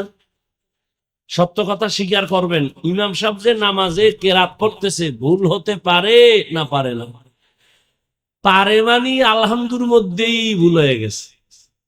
কি ভুল পড়ছে এটা চায়ের দোকানের ওই সাধারণ মানুষও মাইকে শুনে ফেলাইছে। শুইনা জিব্বায় কামড় দিয়ে কয়, ইমাম সাহেব কি করলো রে? জানালা দিয়া চায়ের দোকান ওই চা খায় আর জানালা দিয়ে কয়, ইমাম সাহেব কামটা তো ঠিক হয়নি। লোকমা দিছে, কি দিছে? জানা থাকলে বলেন তো, চায়ের দোকানওয়ালা ইমাম সাহেবকে জানালা দিয়া লোকমা দেওয়া ঠিক? হ্যাঁ, তার লোকমা দেওয়াও জায়েজ নাই। লোকমা দিলে ইমাম সাহেবের তাদের লোকমা নেওয়াও, কিন্তু লোকমা তো দিতে হবে। ভুল হইলে লোকমা দিবে না, কে দিবে? মসজিদের 100 মুসল্লি সব না। নিয়ম কি, মাসআলা কি? ইমামের পেছনে একজন যোগ্য ব্যক্তি দাঁড়াবেন, সে লোকমা দিবেন। শুধু লোকমা না, ইমামের নামাজ 4 রাকাত বা 3 রাকাতের মাঝে গিয়া যদি সমস্যা হয় তাহলে সে পেছনে আসবেন, পেছনের যোগ্য ব্যক্তি গিয়া বাকি নামাজ শেষ করবেন। এই রকম যোগ্য ব্যক্তি ইমামের পেছনে দাঁড়াবেন, সে লোকমা দিবেন। অতএব ওলামায়ে কেরাম ভুলের ঊর্ধ্বে না, ভুল হতেই পারে, কিন্তু কোন মূর্খ লোকমা দেওয়ার নাম গাদ্দারি আর বেয়াদবি। আলেমের লোকমা দেওয়ার মতো কি দেশে আলেম নাই? তুমি আউযুবিল্লাহ পারো না, তোমার লোকমা দেওয়ার অধিকার নাই। যদি লোকমা দাও এটা লোকমা নয়, এটা বেয়াদবি। আলেমের বিরুদ্ধে লোকমা দাও এটা বেয়াদবি। আর চোখের সামনে দেখতেছি ক্রমান্বয়ে এই বেয়াদব গুলো ধ্বংস হয়ে যাইতেছে, ধ্বংস হয়ে যাইতেছে, ধ্বংস হয়ে যাইতেছে। দোয়া করি আল্লাহ হেদায়েত দান করুন, ওলামায়ে কেরামের ইজ্জত আল্লাহ বাড়ায় দেন। এখনো আমিন বললেন না। ওলামায়ে কেরামের বিরুদ্ধে যারা প্রপাগান্ডা ছড়ায় সাধারণ মানুষের সামনে, দোয়া করি আল্লাহ তাদের হেদায়েত দান করুন। আপনারা রাগ করেন, রাগ করলে আর কি হইব? এই এলাকায় আর আনবেন নাই তো। ওই একজনে কয়, হাফিজুর রহমান হাতে পায়ে ধইরা এরপরে দাওয়াত নিতেছে সন্দীপে। আমি বলে পাও ধইরা দাওয়াত নি। তো আমি আবার সিবোর্ডের ওপার ওই একজনের কইলাম, যদি দিনের খেদমত পাও ধইরা যাইয়াও দিতে পারি, সমস্যা কি? কি, আমি তো দিনের জন্য পাও ধরছি, যদি মাইনাও নেই। কত বড় কুলাঙ্গার চিন্তা করো। এরা সবাই, ভালো করে মনে রাখবেন, এরা সবাই যারা উলামায়ে কেরামকে নিয়ে মানুষের সামনে প্রপাগান্ডা ছড়ায়, এরা প্রত্যেকটা সন্তান মা বাবার অভিশপ্ত সন্তান। একটা সন্তানও মা বাবার আদরের নয়, সবগুলো সন্তান মা বাবার অভিশপ্ত সন্তান। ভালো মায়ের সন্তান, আদরের সন্তান কোনদিন আলেমের বিরুদ্ধে বলা, এ নিয়ে পড়ে থাকার আর সময় পাবেন। অভিশপ্ত সন্তানগুলো এই কাজগুলো করে, এই কাজ না, এটা আকাম। আল্লাহ হেদায়াত দান করুন। আজ আমি আসলাম, আবার আপনাদের সন্দীপে আসবেন আধ্যাত্মিক জগতের রাহবার, যাদের বয়ানে শরীর নয় আত্মা পরিশুদ্ধ হয়, আত্মা জিন্দা হয়, মানুষ বেনামাজির থেকে নামাজি হয়। কাজ তোমার নাম কি? ফলে ওস্তাদ আপনি ভালো না খারাপ, ছাত্রের দ্বারা পরিচয়, ঠিক নেই। আব্বাজান আপনি ভালো না খারাপ, আমার সন্তান পরিচয়। পীর সাহেব আপনি ভালো না খারাপ, আমার গাঞ্জাখোর মুরিদ আমার পরিচয়। উজানি চরমনাই ভালো না খারাপ, কয় রিক্সার ড্রাইভার ভাগরি মাথায় দিছে, এটা আমার পরিচয়। চরমনাইয়ের পীর সাহেব হুজুর আসতেছেন কবে? 14 তারিখ। ওলামায়ে কেরাম আসবেন, আজীবন বলে গেলাম, সুযোগ পাইলে শেষেও আমি যুবকদের জন্য কিছু কথা বলে যাব। ও যুবক বাবারা, তোমাদের জন্য ওলামায়ে কেরাম ছাড়া তোমাদের আপন কোনো বন্ধু নাই, সব ধান্দাবাজ। তোমাদের কলিজার বন্ধু শুধু ওলামায়ে কেরাম। আমি কসম খাইলে এটা গ্যারান্টেড হবে, কসম খাওয়ার পরে বিশ্বাস না করলে তোর ঈমান নাই। আল্লাহর জাতের কসম, ওলামায়ে কেরামে জাতির কলিজার বন্ধু, নিঃস্বার্থ বন্ধু, আর বাকি বন্ধুরা সব স্বার্থপর আর ধান্দাবাজ। ওলামায়ে কেরাম আসবে, দেখা হলে দোয়া নিবা। যুবকদের বলছি, খবরদার, মা বাবার দোয়া নিও। তুমি ডাক্তার হও, ইঞ্জিনিয়ার হও, প্রফেসর হও, বেয়াদব হইও না। আর সম্মানের জীবন যদি চাও, তাহলে দোয়া লাগবে। কোনো মাস্তানিতে চলবে না। কি লাগবে? দোয়া। তোমার জীবনের সফলতার দোয়ার প্রথম পুঁজি পিতামাতার দোয়া, দ্বিতীয় পুঁজি তোমার ওস্তাদের দোয়া, শিক্ষকের দোয়া, তৃতীয় পুঁজি মুরব্বী ওলামায়ে কেরামের দোয়া। তাদের দোয়া যেমন তোমার সফলতার পুঁজি, ঠিক বিপরীতে তাদের বরদোয়া তোমার ধ্বংসের পুঁজি। মা বাবার বরদোয়া একটা আগুন, শিক্ষকের বরদোয়া একটা আগুন, ওলামায়ে কেরামের বরদোয়া একটা আগুন। যুবকদের কাছে আমার জীবনের, আল্লাহ কতদিন হায়াত রাখবে জানি না, আমি জীবনে যত বয়ান করেছি করব, যুবকদের জন্য আমার জীবনের সব থেকে বড় বয়ান, মা বাবার দোয়া নিও। না পারলে পাও দুইটা ধরে বলছি, যদি বলো হাফিজ ভাই নিচে নাইমে আও, পাও ধরো, বলো আমি এক্ষণ নিচে নামবো। দুইটা পাও ধরে বলছি আমার কলিজার যুবকরে, মা বাবার দোয়া নিস। যদি নাও পারো, কথার কথা, বড় দোয়া নিবি না। আমার এটা তোর জীবনের, আমার জীবনের বড় বয়ান যুবক, তোমার জন্য। ওস্তাদের দোয়া নিও, যদি দোয়া নিতে নাও পারো, পায়ে ধরে বলে গেলাম, বড় দোয়াটা নিও না। ওলামায়ে কেরামের দোয়া নিও, মুরব্বির দোয়া নিও। যদি দোয়া নিতে নাও পারো, পায়ে হাত রেখে বলছি, বড় দোয়াটা নিবা না, মরার আগে ধ্বংস হয়ে যাবে। খোদার কসম ধ্বংস হয়ে যাবে। রসুলের হাদিস, আমি ওই বিষয়ে এখন বলবো না, বহু জায়গায় বলেছে। আল্লাহ হেদায়েত দিলে তো এক কথাই দেয়, আর কপাল যদি পুরে, আমি হাফিজুর রহমান কেন আর মক্কা মদিনার ইমাম কেন? স্বয়ং রসুল, যে রসুলের চেহারা দেখলেই জাহান্নাম হারাম, যেই রসুলের চেহারা দেখলে পেটের ক্ষুধা থাকে না, সেই রসুলকে 13 বছর দেখলো, রসুলের সামনে বসে বয়ান শুনলো, কপাল পরা কালেমা পড়ল। নাম জানেন কি? এর নাম কপাল। 13 বছর নবীকে দেখলো, বয়ান শুনলো, কালেমা। অপরদিকে 27 বছরের যুবক তরবারি নিয়ে যায়, নবীকে জবাই করবে। কয় বছরের? জবাই করতে গিয়া তরবারি ফালা একা আমারে কালেমার রশি গলায় লাগায় দেয়। এর নাম কপাল। আমার কলিজার প্রত্যেকটা যুবকরে আল্লাহ পাক ওমরের মতো কবুল করেন। আরো আস্তে করে বলেন। এইবার আমি আলোচনায় ঢুকি, যে আয়াত করছিলাম, তবে ডিস্টার্ব করবেন না, ডিস্টার্ব করবেন না, অনুরোধ। যদি আপনার বাড়ি যাওয়ার প্রয়োজন হয়, তা আমার কিন্তু প্রয়োজন আরো বেশি, আমিও চাইরে দেব।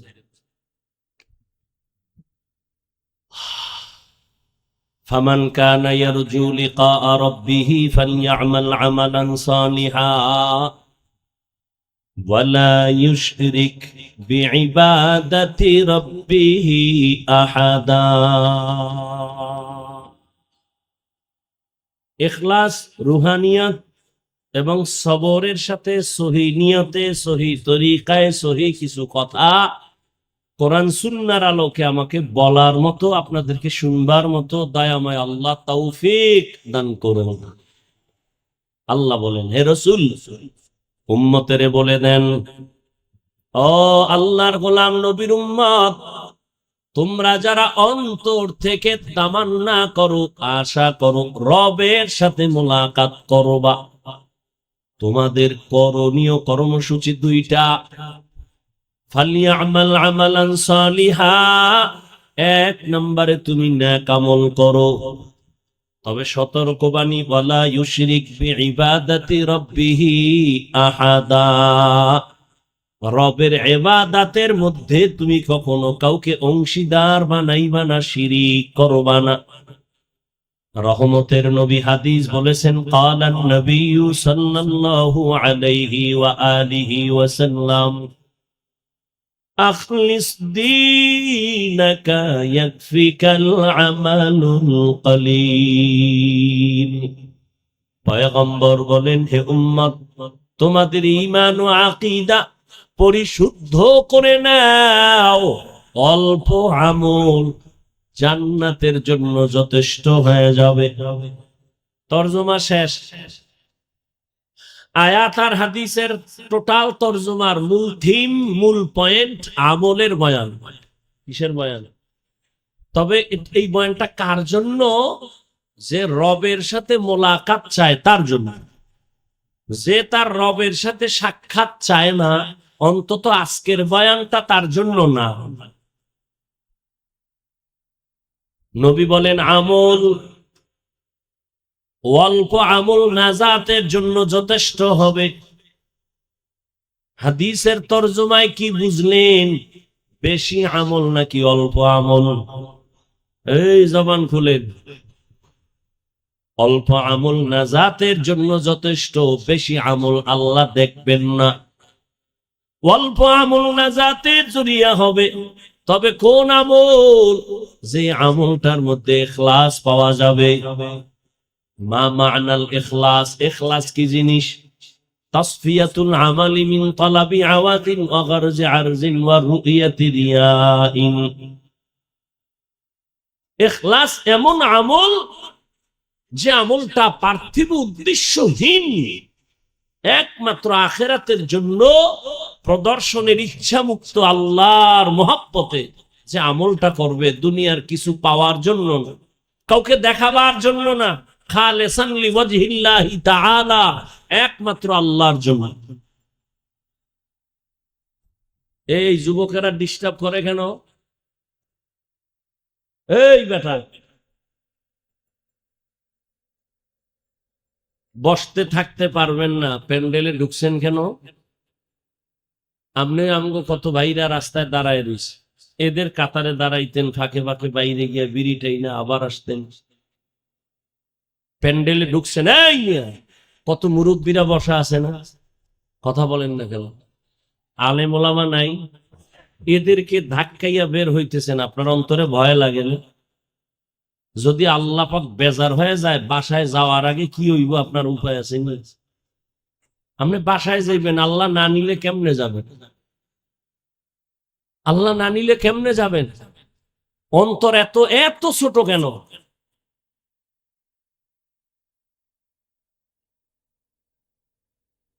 ওই যে বলছি এখানে আসতে কপাল লাগে, বসতে কপাল লাগে, দোয়া কইরা যাইতেও কপাল লাগে, বইলে তো দিছি শুরুতে।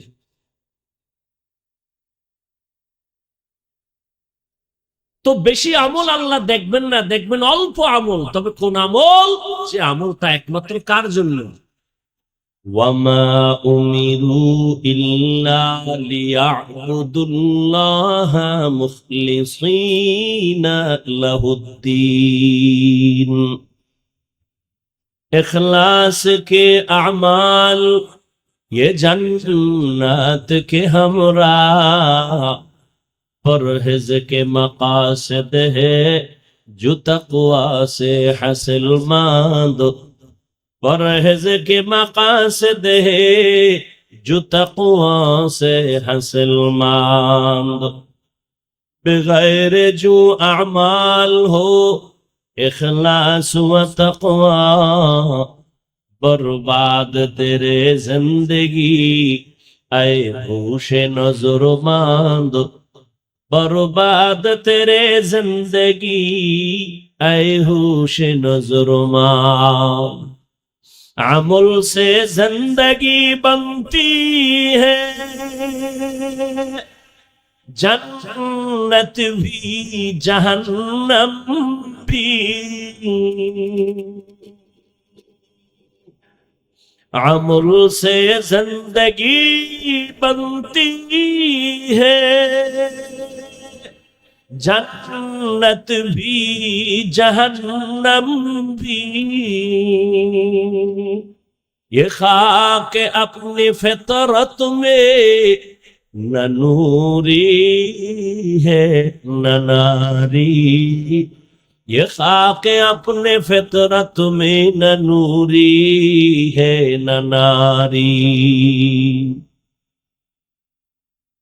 আমল করার জন্য আল্লাহ উদ্বুদ্ধ করেছেন, তবে বেশি আমল লাগবে না।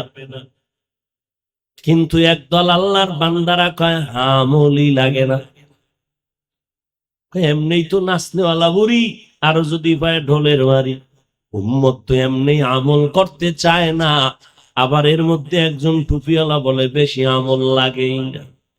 অথচ আল্লাহ পাক বলেন আমি মানুষ বানাবার একমাত্র কারণ আমলের পরীক্ষা নিব। আল্লাযী খালাকাল মাউতা ওয়াল হায়াতা লিয়াবলুয়াকুম আইয়ুকুম আহসানু আমালা ওয়া হুয়াল আজিজুল গফুর। আর একটা কথা কইয়ালাই ফাঁকে, আধা মিনিট। এই কথাটা আজীবন মনে রাখবেন, বক্তা যত বড় এলেমওয়ালা আমলওয়ালা হোক, বয়ান ভালো মন্দটা বক্তার এলেম আর আমলের যাচাইয়ে হয় না। বক্তার বয়ান টোটালটাই ভালো হওয়া না হওয়া সবকিছু নির্ভর করে সামিঈন শ্রোতাদের অন্তরের মোহাব্বত আর আকর্ষণের উপর।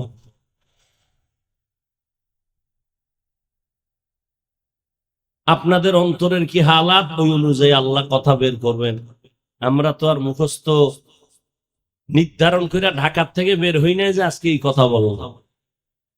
আউযুবিল্লাহ পড়ছি, বিসমিল্লাহ ঢুইকা ভাবছি কোন আয়াতটা পড়ব, সামনে যে আয়াত চলে আসছে জেহেনে ওটাই পড়ে ফেলছি। এখন এই আয়াত দিয়ে কি বয়ান হবে আল্লাহ ভালো জানেন। তবে নির্ভর আপনাদের অন্তরের মোহাব্বত, দোয়া আর আকর্ষণের উপর। অনেক জায়গায় বয়ানে বসলে খুঁজি বয়ান কই, আর অনেক জায়গায় বয়ানে বৈশা ঘড়ির টাইমের দিকে তাকায় দেখি 1.25 ঘন্টা চলে গেছে, টেরি হইলে। সব আল্লাহর কুদরত। আপনাদের তো এক রাতের কষ্ট, আর চিন্তা করেন পরের বাড়ি খায় হুজুরিবার টেনশন। পৃথিবীতে ওলামায়ে কেরাম এই যে চিৎকার দিয়া কথা বলেন, এর থেকে কষ্টের আর কোনো কাজ জমিনে নাই। এরপরে যদি কাজটা হয় না খাইয়া আর ঘুমা, টাইম মতো ঘুম নাই, খানা নাই। একটা মানুষ ঠিক মতো না ঘুমাইলে তার কথাবার্তার ব্যালেন্স থাকে না। যাই হোক, আপনাদের দোয়া ছাড়া বয়ান করা সম্ভব না, দোয়া বড় দামি একটা পুঁজির নাম, স্বতন্ত্র একটা ইবাদতের নাম দোয়া। আর দোয়া হুয়াল ইবাদাহ। আল্লাহ কি বললেন? আল্লাযী খালাকাল মাউতা ওয়াল হায়াতা লিয়াবলুয়াকুম আইয়ুকুম আহসানু আমালা। আমি মানুষের হায়াত আর মরণের স্টেশন বানায় মানুষ পাঠাইছি একটা পরীক্ষা নিব আমলের। আহসানু আমালা, আমি দেখবো কারা ভালো আমল করে। আকসারু আমালা বলেন নাই, কারণ আমি বেশি আমল দেখবো না, ভালো আমল দেখতে চাই। আল্লাহর নবীও বলেন বেশি আমল না, অল্প আমল নিয়ে আল্লাহর আদালতে হাজির হও। অল্প আমলটাই নাজাতের জন্য যথেষ্ট হয়ে যাবে। আমি বয়ানের শুরুতেই বলছিলাম, জীবনে যদি একটা আমল নিয়ে আল্লাহর আদালতে দাঁড়াইতে পারেন, ও আল্লাহ জীবনে কোনো আমল করতে পারি নাই, একটা ছোট্ট আমল নিয়ে আসছি, মেসওয়াকের একটা আমল, দস্তারখানের একটা আমল, ও আল্লাহ আমি কিছুই পারি নাই, তবে আমার কলিজা দিয়া পুরাটাই আমি তোমার নায়েব। নবীদের মোহাব্বতের উলামা তাদের দিল খুইলা মোহাব্বত করেছি। আল্লাহর জাতের কসম, উলামায়ে কেরামের মোহাব্বত তোমাকে জান্নাতে নিয়ে যাবে।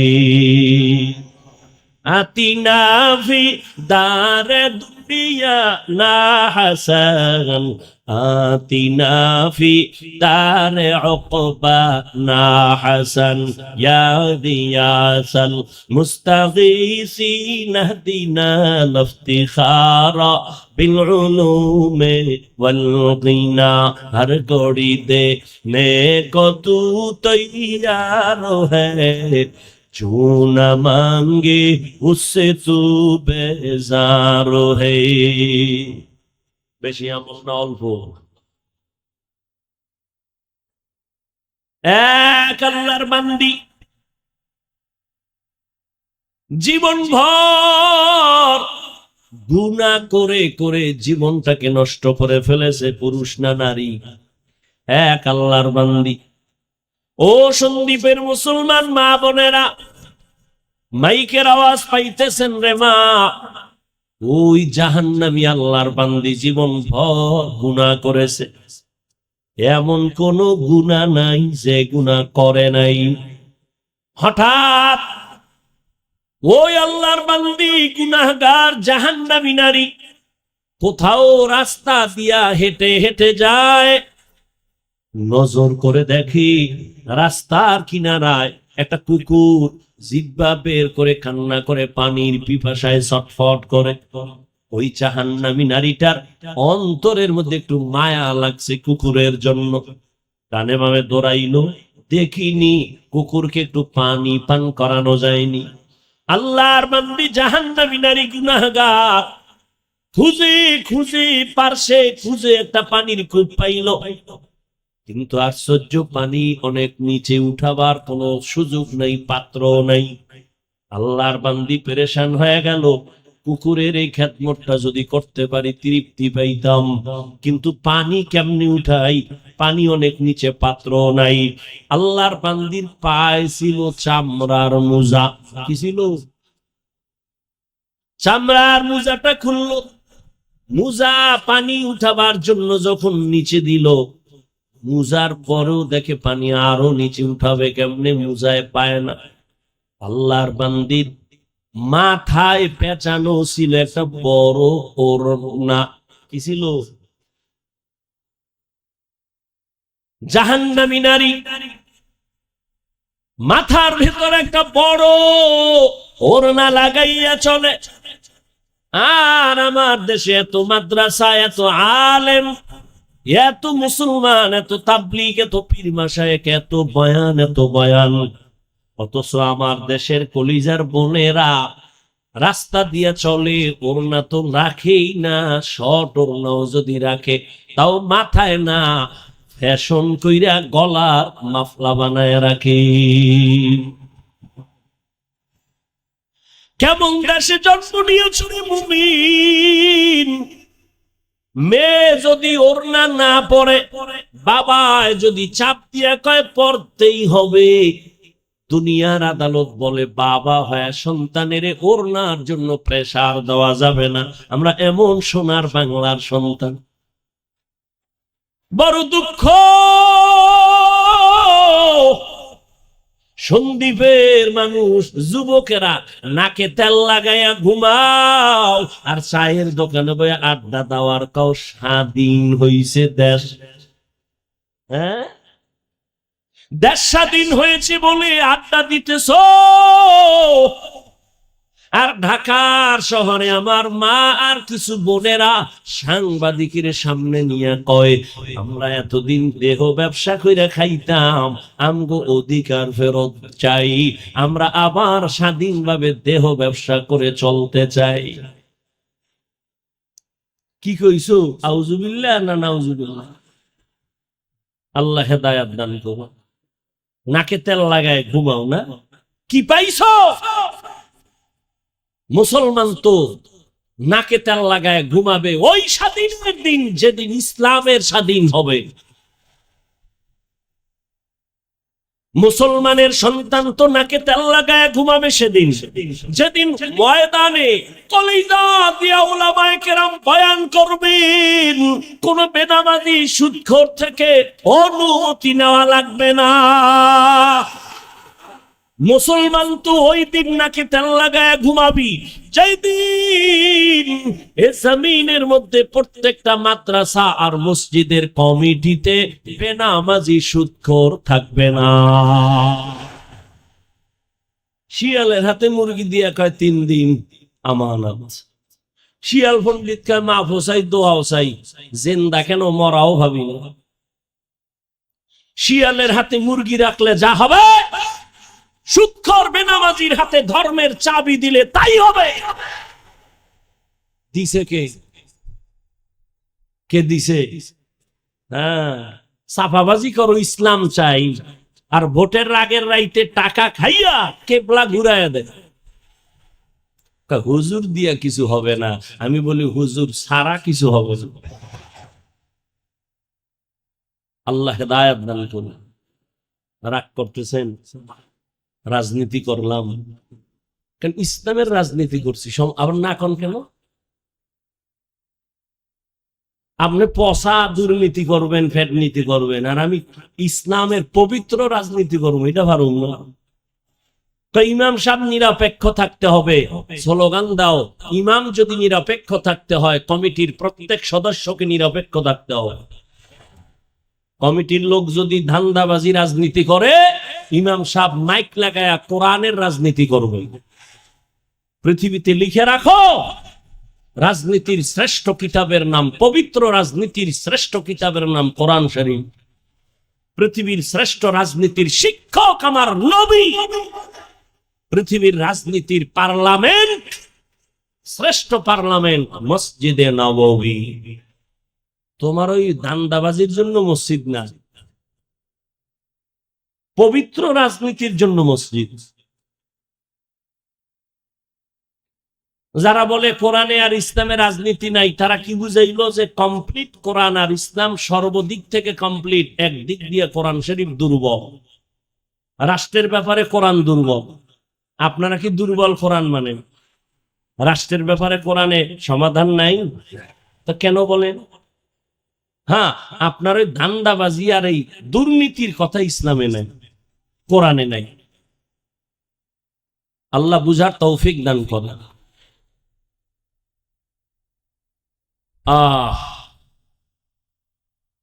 বেশি আমল না অল্প আমল লাগবে না লাগবে না? আমল আরবি শব্দ, বাংলা অর্থ হলো কাজ। এই কাজ আবার 2 ভাগে ভাগ করা, ভালো কাজ আর খারাপ কাজ, নেক আমল আর বদ আমল। নেক আমল আর বদ আমল, ফরজ, ওয়াজিব, সুন্নাত, মুস্তাহাব, সুন্নতে মুআক্কাদা, জায়েদা, ফরজে আইন, আলাল কিফায়া, সবগুলো নেক আমল। হারাম, মাকরু, তাহরিমি, তানজি, শিরক, বেদাত, গুনাহে সগীরা, কবিরা সব বদ আমল। এই বদ আমল আবার 2 প্রকার, ফাহশা আর মুনকার। ইন্নাস সালাতা তানহা আনিল ফাহশাই ওয়াল মুনকার ওয়া লাযিকরুল্লাহি আকবার। ফাহশাও বদ আমল, মুনকারও বদ আমল। ব্যবধান, ফাহশা এমন বদ আমল যেটা বুঝার জন্য কোনো দলিলের প্রয়োজন হবে না, বিবেক দিয়েই সমাধান হয়ে যাবে। আর মুনকার এটাও বদআমল, তবে এটা বিবেক দিয়া হবে না, দলিল লাগবে। কি লাগবে? যেমন মিথ্যা কথা বলা, গালি দেওয়া বদআমল না নেকামল?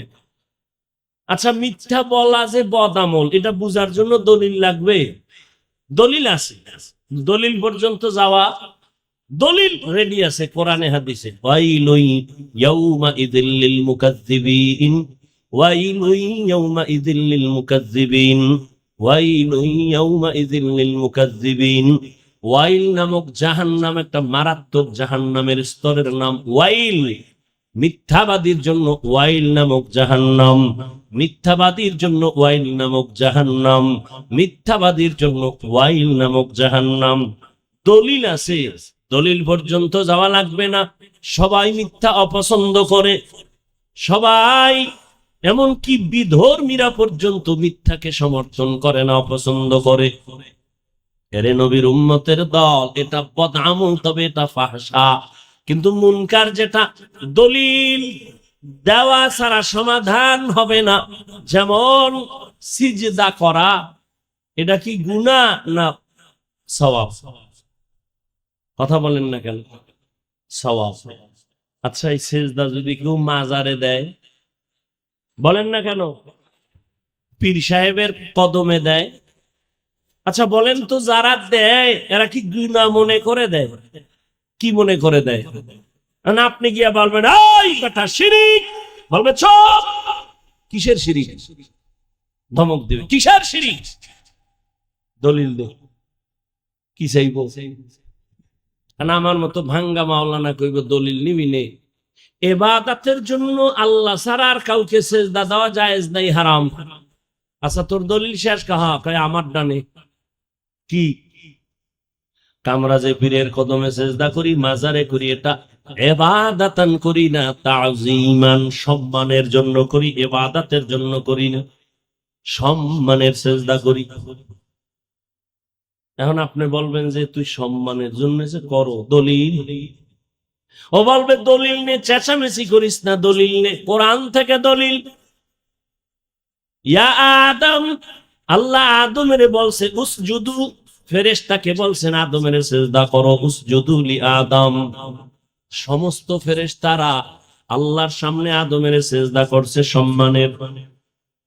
আরো দলিল, আর একটা দেখ, আর একটা দলিল নে কোরআন থেকে। ইন্নী রাআইতু আহাদা আশারা কাওকাবান ওয়াশ-শামসা ওয়াল কামার রাআইতুহুম লি সাজিদিন। ইউসুফ আলাইহিস সালাম কি তার মা বাবা ভাই গিয়া সবাই সেজদা করেছে মিশরে, সম্মানের সেজদা করেছে, অতএব আমরা সম্মানের সেজদা করি। দলিল দিছে, আমি তো কাইত হয়ে গেছি। এখন ওরে আবার দলিল না দিলে সমাধান হবে না। ভালো রুহানি পাওয়ার আলা তখন বলবে, তুই যে আদম নবীর দলিল দিলি আর ইউসুফ নবীর দলিল দিলি, বল তুই কোন নবীর উম্মত, আদমের না ইউসুফের? কি বলবে? কি বলবে? বলবে আমি আদম নবীর উম্মত না ইউসুফ নবীর উম্মত না, আমি মুহাম্মদের উম্মত। বলা মাত্রই কলারটা ধইরা বলবি কানে ধর, মুহাম্মদের শরীয়তে সম্মান আর ইবাদত বুঝি না, কোন সেজদাই আল্লাহ ছাড়া কাউকে দেওয়া যাবে না। যদি দাও এটা শিরিক। শিরিক কারে করে?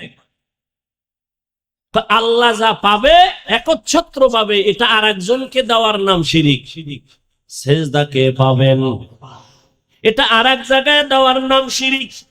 আল্লাহ বলেন, ও গোলাম, যত আমল করবি শিরিক যেন ঢুকতে না পারে, কারণ শিরিক এমন মারাত্মক অপরাধ, আমি অন্য অপরাধ চাইলেই ক্ষমা দিব, শিরিকের গুনাহ ক্ষমা দিব না। ইন্নাল্লাহা লা ইয়াগফিরু আন ইউশরাকা বিহি ওয়া ইয়াগফিরু মা দুনা যালিকা লিমান ইয়াশা ওয়া মান ইউশরিক বিল্লাহ فقد ضل ضلالا بعيدا ومن يشرك بالله فقد افترى إثما عظيما ومن يشرك بالله فقد حرم الله عليه الجنة আল্লাহ বলেন আমি সব গুনাহ ক্ষমা করব, শিরিকেরটা সহসায় ক্ষমা দিব না।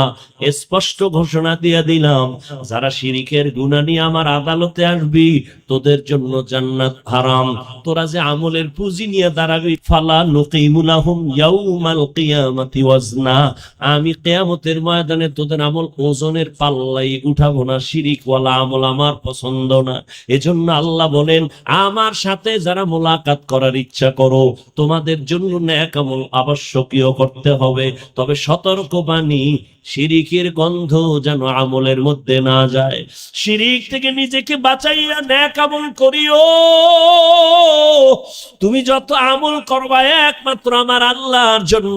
আমি বয়ান করি আমার আল্লাহর সন্তুষ্টির জন্য, আমি বয়ান শুনি আমার আল্লাহর সন্তুষ্টির জন্য, আমি ব্যবসা করি আল্লাহর সন্তুষ্টির জন্য, আমি চাকরি করি আল্লাহর সন্তুষ্টির জন্য, আমি যত কাজ করব সব আমার আল্লাহর জন্য, কোনো মানুষকে দেখাবার জন্য না। আমি একা একা 10 রাকাত নামাজ পড়তে যেই টাইম নিব, মানুষের সামনে দাঁড়াইলো সেই টাইম নিব।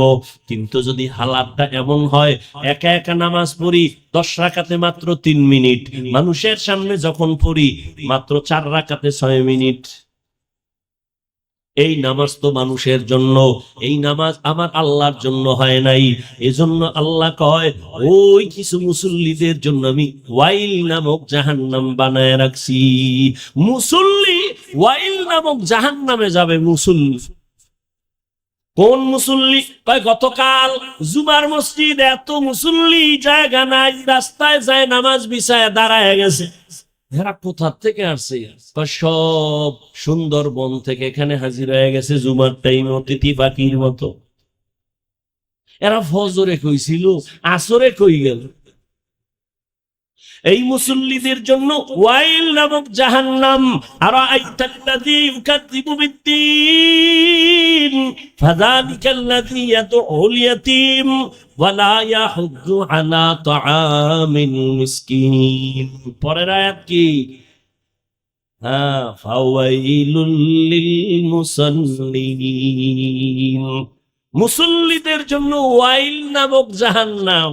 যারা ফজরেও নাই আসরেও নাই, জুমার সময় বিদেশি যায় নামাজ নিয়ে হাজির আছে না নাই?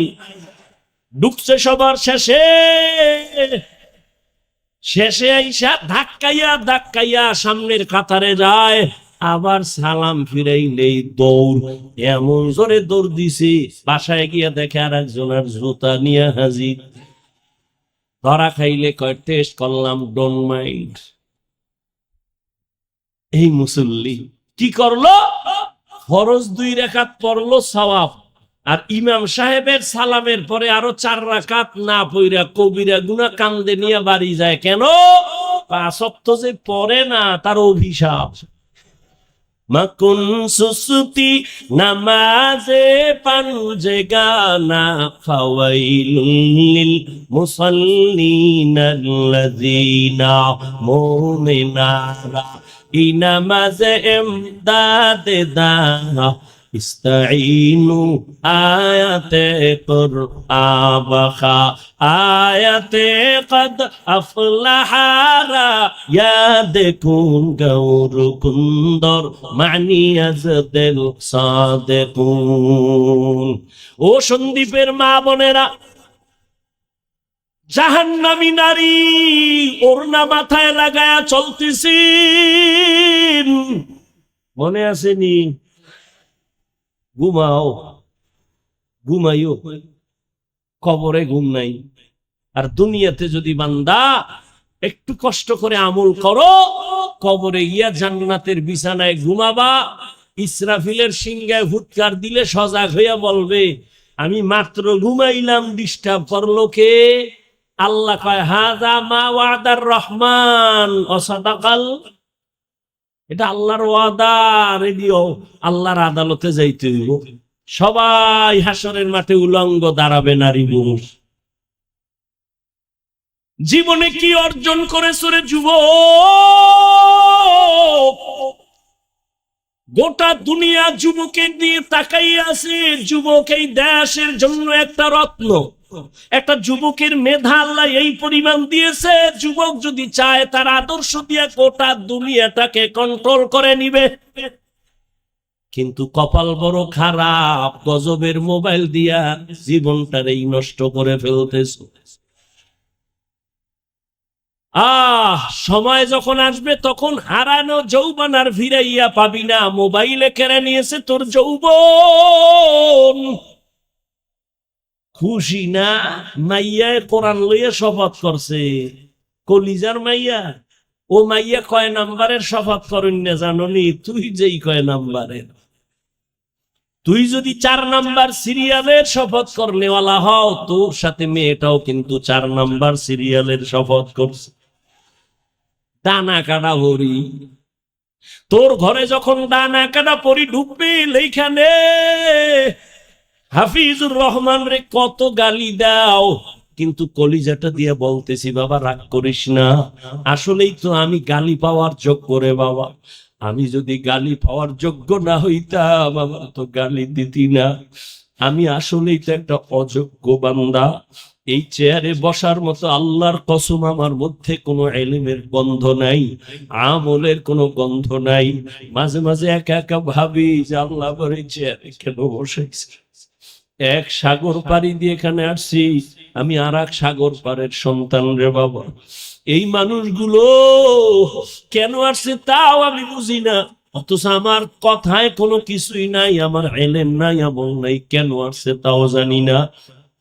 আল্লাহর কাছে এখন শুধু একটাই দোয়া করি, মালিক তুমি আমার সম্মানের জায়গায় বসাইছো, গুনার কারণে ফালাইয়া দিও না রে আল্লাহ। সম্মানের জায়গায় বসাইছো রে মালিক, গুনাহের কারণে তুমি ফালাইয়া দিও না। ও কলিজার যুবক, পায়ে হাত রাইখে বলি, কলিজা দিয়া মোহাব্বত করি রে বাবা। আমি এখানে একটা যুবকের হুজুর বানাবার জন্য আসি নাই, ভয় নাই। আমি তোমাকে একবারও বলবো না তুমি স্কুল সাইরা কলেজ বাদ দিয়া মাদ্রাসায় যাও, দাড়ি লম্বা করে তসবিহ হাতে নাও, পাগড়ি লাগাও, একবারও বলবো না। বরং আমি তোমার পক্ষে কিছু কলিজা দিয়া দোয়া কইরা যাব। আমি শুরুতেও বলছি, আবারও বলি, আমার দোয়া কবুলের খোদার কসম গ্যারান্টি নেই, তবে এই মাঠে বহু আল্লাহর বান্দা আছে আমিন খালি ফেরত যাবে না। আর এটা রসুলের কথা, একজন আর আমিন যদি মজলিসে কবুল হয়, সবারটাই কবুল হয়ে যাবে। ও আমার কলিজার যুবক, ভালো করে স্মরণ রাখিস, আমার আল্লাহ কত দয়ার মালিক। ও আল্লাহর গোলাম, ওই আল্লাহর বান্দি জীবন ভর গুনাহ করিয়া ওড়না মাথায় নিয়ে চলে। ও যুবক, মুজার সাথে ওড়নার একটা মাথা গিরে লাগায় পানি উঠাইছে, মুজার মধ্যে পানি লইয়া দৌড়াইয়া কুকুরের পান করাইয়া দিছে। নবীজি সাহাবাদের সামনে এই ঘটনা বয়ান করতেছেন। হাদিস, নবী বলেন, সাহাবায়ে কেরাম জাননি এই মহিলা জাহান্নামী। ওড়নার ওই মুজার সাথে বেঁধে পানি উঠায় কুকুরের যখন পান করাইল, কুকুরটা প্রাণ ঠান্ডা হয়ে আস্তে ঘুমায় গেছে। আল্লাহর নবী কয়, ওই মহিলা পানি পান করানো মাত্র কেমন যেন একটা গায়েবী আওয়াজ আসতেছে, কে যেন অদৃশ্য থেকে বলতেছে, ও আল্লাহর বান্দি, জীবনে যত গুনাহ করেছো, আজকে যে কুকুরের পান করাইয়া আরামে ঘুম পাড়াইছো, শান্তির ঘুম কুকুর ঘুমায়, এই একটা খেদমতের বরকতে আল্লাহ তোমার জীবনের সব গুনাহ মাফ করে দিয়েছে। আমল আমার মাওলার কাছে নিয়ে দাঁড়াইও, আমল আমার আল্লাহর কাছে আমল নিয়ে দাঁড়াও রে যুবক। আজকে আমিও তো তোমার মতো একটা যুবক সন্তান, প্যান্ট শার্টটাই লাগায় যদি দাড়ি কেটে রাস্তায় ঘুরতাম, কেউ আমারে বাধা দিত না রে বাবা। এই টুপির কারণে মাথা গরম, দাড়ির কারণে যৌবনের ভাব চলে যায়, জামার কারণে শরীর গরম, সব বুঝি, তারপরও কেন ফালাই না। কত মানুষ কত বাজে কথা বলে গালি দেয়, জানি শুনি, তারপরও কেন এই রাস্তা ছাড়ি না, নামাজ ছাড়ি না। ও যুবক, তোমার মতো যুবক তাকায় দেখো, জীবনে মাদ্রাসায় পড়ে নাই, স্কুলে পড়ে, জেনারেল লাইনে তাইকা নামাজ ছাড়ে না, সত্য কথা স্বীকার করো, আছে না নাই? তোমার বিবেকের জিজ্ঞাসা করো, তুমি কেন পারো না? তোমার মতো যুবক রাস্তায় গাড়ি চালায়, ড্রাইভার, আজান হয়ে গেছে, নামাজে হাজির, বলো তুমি কেন পারো না রে বাবা? তোমার মতো যুবক ময়দানে কৃষি কাজ করে, নামাজ ছাড়ে না, গামছা বিছাইয়া নামাজ পড়া ফেলাইছে, তুমি কেন পারো না? নদীর মধ্যে মাছ ধরে তোমার আমার মতো কত বান্দা, জীবনে মাদ্রাসায় পড়ে নাই কিন্তু নামাজ ছাড়ে না। তোমার মতো যুবক আছে কিছু, মনে চায় আমার রুমাল দিয়া ওর পাও মোছায় দেই, কারণ এত ভালো যে সালাম ছাড়া কথা বলে না, এত নম্র, এত ভদ্র, এত শালীন, মনে হয় কলিজা দিয়া দোয়া করি, এই যুবক দিয়েই তো এই জমিনটা আলোকিত হবে। ও পর্দার আড়ালের আম্মা জানেরা, আপনাদের সন্তানদেরকে ভালো বানানো আপনাদের অবদান ছাড়া হবে না। আপনাদের আল্লাহ এত মর্যাদা দান করেছেন, আপনার সন্তানকে ডাক্তার বানাবেন, আলহামদুলিল্লাহ বলে দোয়া করে গেলাম। আপনার সন্তানকে ইঞ্জিনিয়ার বানাবেন, আলহামদুলিল্লাহ বলে দোয়া করলাম। আপনার সন্তানটাকে প্রফেসর বানাবেন, আলহামদুলিল্লাহ বলে দোয়া করলাম। কিন্তু দাবি একটা, বেয়াদব বানাবেন না। আপনার সন্তানের ব্যবহারে কোনোদিন যেন মা বাবা কষ্ট না পায়, আপনার সন্তানের ব্যবহারে কখনো যেন আলেম ওলামারা কষ্ট না পায়, আপনার ব্যবহারে যেন কোনোদিন মুরব্বি ওস্তাদরা কষ্ট না পায়। ও আম্মা জান, আপনার দোয়া আর অবদান ছাড়া সন্তান ভালো বানানোর কোনো সুযোগ নাই। ও আমার কলিজার যুবক, আল্লাহর মোহাব্বত নিয়ে কথাগুলো বলি, হৃদয় থেকে বলি, কলিজা দিয়ে বলি রে বাবা, এখনো সময় আছে, তওবা করে নাও।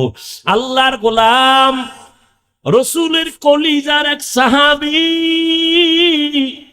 অল্প বয়সের কিশোর, শিশুর পরে কথা কয় না, এরপরে যুবক, কিশোর সাহাবী, সালাবা তার নাম, কিশোর সাহাবী, এখনো যুবক বয়সে উপনীত হয় নাই, আল্লাহর বান্দা নবীর বড় আদরের। ওই কিশোর সাহাবী সালাবা নবীর এত আদরের, একদিন রাস্তা দিয়ে হাঁটতেছে, খেয়াল করেননি বাবা, বলবো না মোনাজাত দিব? আল্লাহ সবাই রে কবুল করে। মাওলার কাছে 2 ফোঁটা চোখের পানি নিয়ে বাড়ি যাইও রে যুবক।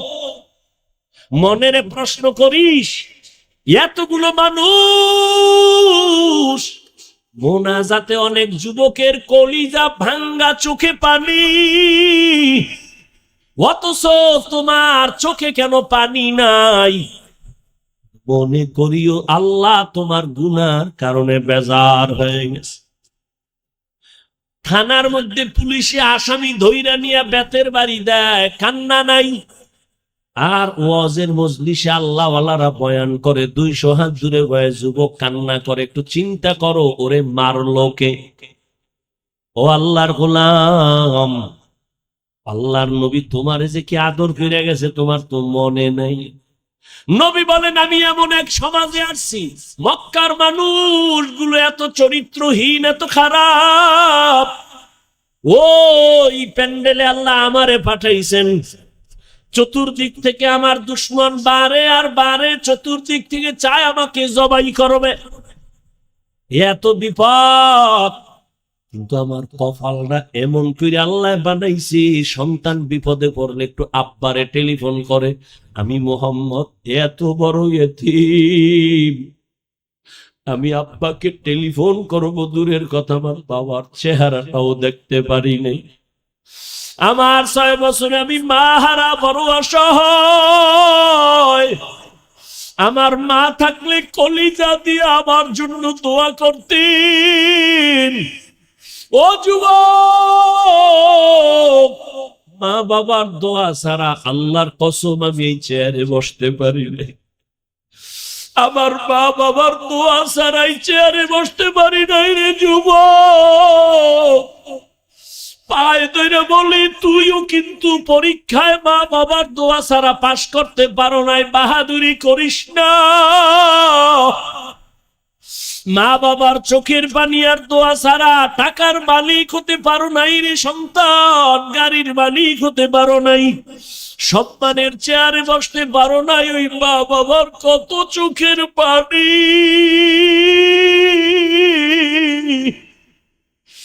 ওই মা বাবার জীবনটা বিসর্জন দিয়ে তোমারে আমারে মানুষ বানাইছেন।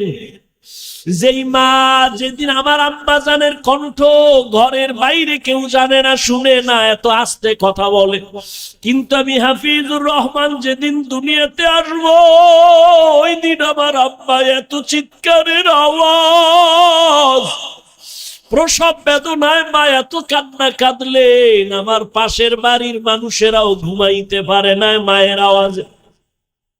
যেই মায়ের কণ্ঠ কেউ জানে না, শুনে না, আজকে আমার কারণে আম্মা জান প্রসব বেদনায় কাঁদে। আমার দাদি নানি পাশে বসে আম্মা জানের বুঝায়, এত কাঁদিও না। আমার আম্মা কয়, আমার বোধহয় মরণের ডাক আইসা গেছে। কত মহিলারা বাচ্চা প্রসবকালে মরে যায়, আমি বোধহয় মরিয়া যাব, আমার স্বামীকে একটু আমার কাছে আসতে দাও, আবার স্বামীর একটু একান্তে কথা বলার সুযোগ দাও। আমার আম্মা জান আমার আব্বা জানের কাছে ডাইকা আমার দাদি নানিরে সরাইয়া দিয়া আমার আব্বা জানের হাত ধইরা কয়, স্বামী তোমার ঘরে আইসা মন ভরিয়া খেদমত করতে পারি নাই। আজ আমার সাত আসমানের বোঝা মাথার উপরে, তুমি আমারে মাফ করিয়া দিও। মরিয়া গেলে দাবি রাখবা না, কষ্ট নিবা না রে স্বামী, মাফ করে দাও। আমার সন্তানের দুনিয়াতে আসার ব্যথা সইতে পারি না, এর থেকে মরা ভালো। আমার আব্বা যেন কান্না করে বলছিলেন, ও বিবি ধৈর্য ধারণ করো, কান্না করিও না। আমার আম্মা জানের সান্ত্বনা দিয়া আমার আব্বা যেন সামনের দরওয়াজা খুলিয়া পাশে গিয়া যায় নামাজ বিছায় কাঁদে, ও আল্লাহ আমার স্ত্রীকে সুস্থ করে দেও, আয় আল্লাহ নিরাপদে আমার সন্তানটাকে দুনিয়ায় পাঠাও। এ যুবক, ওই মায়ের ঋণ কেমনে আদায় করবি রে বাবা? ওই মা বাবার দোয়া ছাড়া সামনে আগাইতে পারবি না, কসম আল্লাহর পারবি না। ওই মা বাবার কষ্ট, এমনও মা বাবা গরিব, এই সন্দ্বীপের মানুষ আজকে না টাকাওয়ালা, কিন্তু শুরুর জীবন খবর নাও কত কষ্ট করছে মা বাবারা। এমনও মা মনে চাইতে একটু ফল কিনা খাবে, টাকার অভাবে কিনতে পারে নাই, মা ফল খাইতে পারে। বাবার মনে চাইতো ইলিশ মাছ কিনিয়া খানা খাবে, বাবায় টাকার অভাবে ইলিশ মাছ কিনতে পারে না, খাইতেও পারে নাই। ও সন্দ্বীপের যুবক, আজকে ওই মা বাবা সাদা কাপড়ের প্যাকেট হইয়া কবরে ঘুমায়, অথচ তোমার ঘরে আজকে কত ধরনের ফল, ফ্রিজে কত ধরনের মাছ, চাইলেও আর মাকে পাইবা না, ফল খাওয়াইতে পারবা না, বাবারেও পাইবা না, ইলিশ মাছ আর খাওয়াইতে পারবা না। তবে আমার জীবনের এক দাবি বলিয়া যাই রে বাবা, মা বাবারে ফল আর মাছ যদি দিতে পারবা না ঠিক, তবে 2 ফোঁটা চোখের পানি পাঠাইয়া দাও। আমার মাওলারে মনে মনে ডাকো আর বলো, হে মালিক,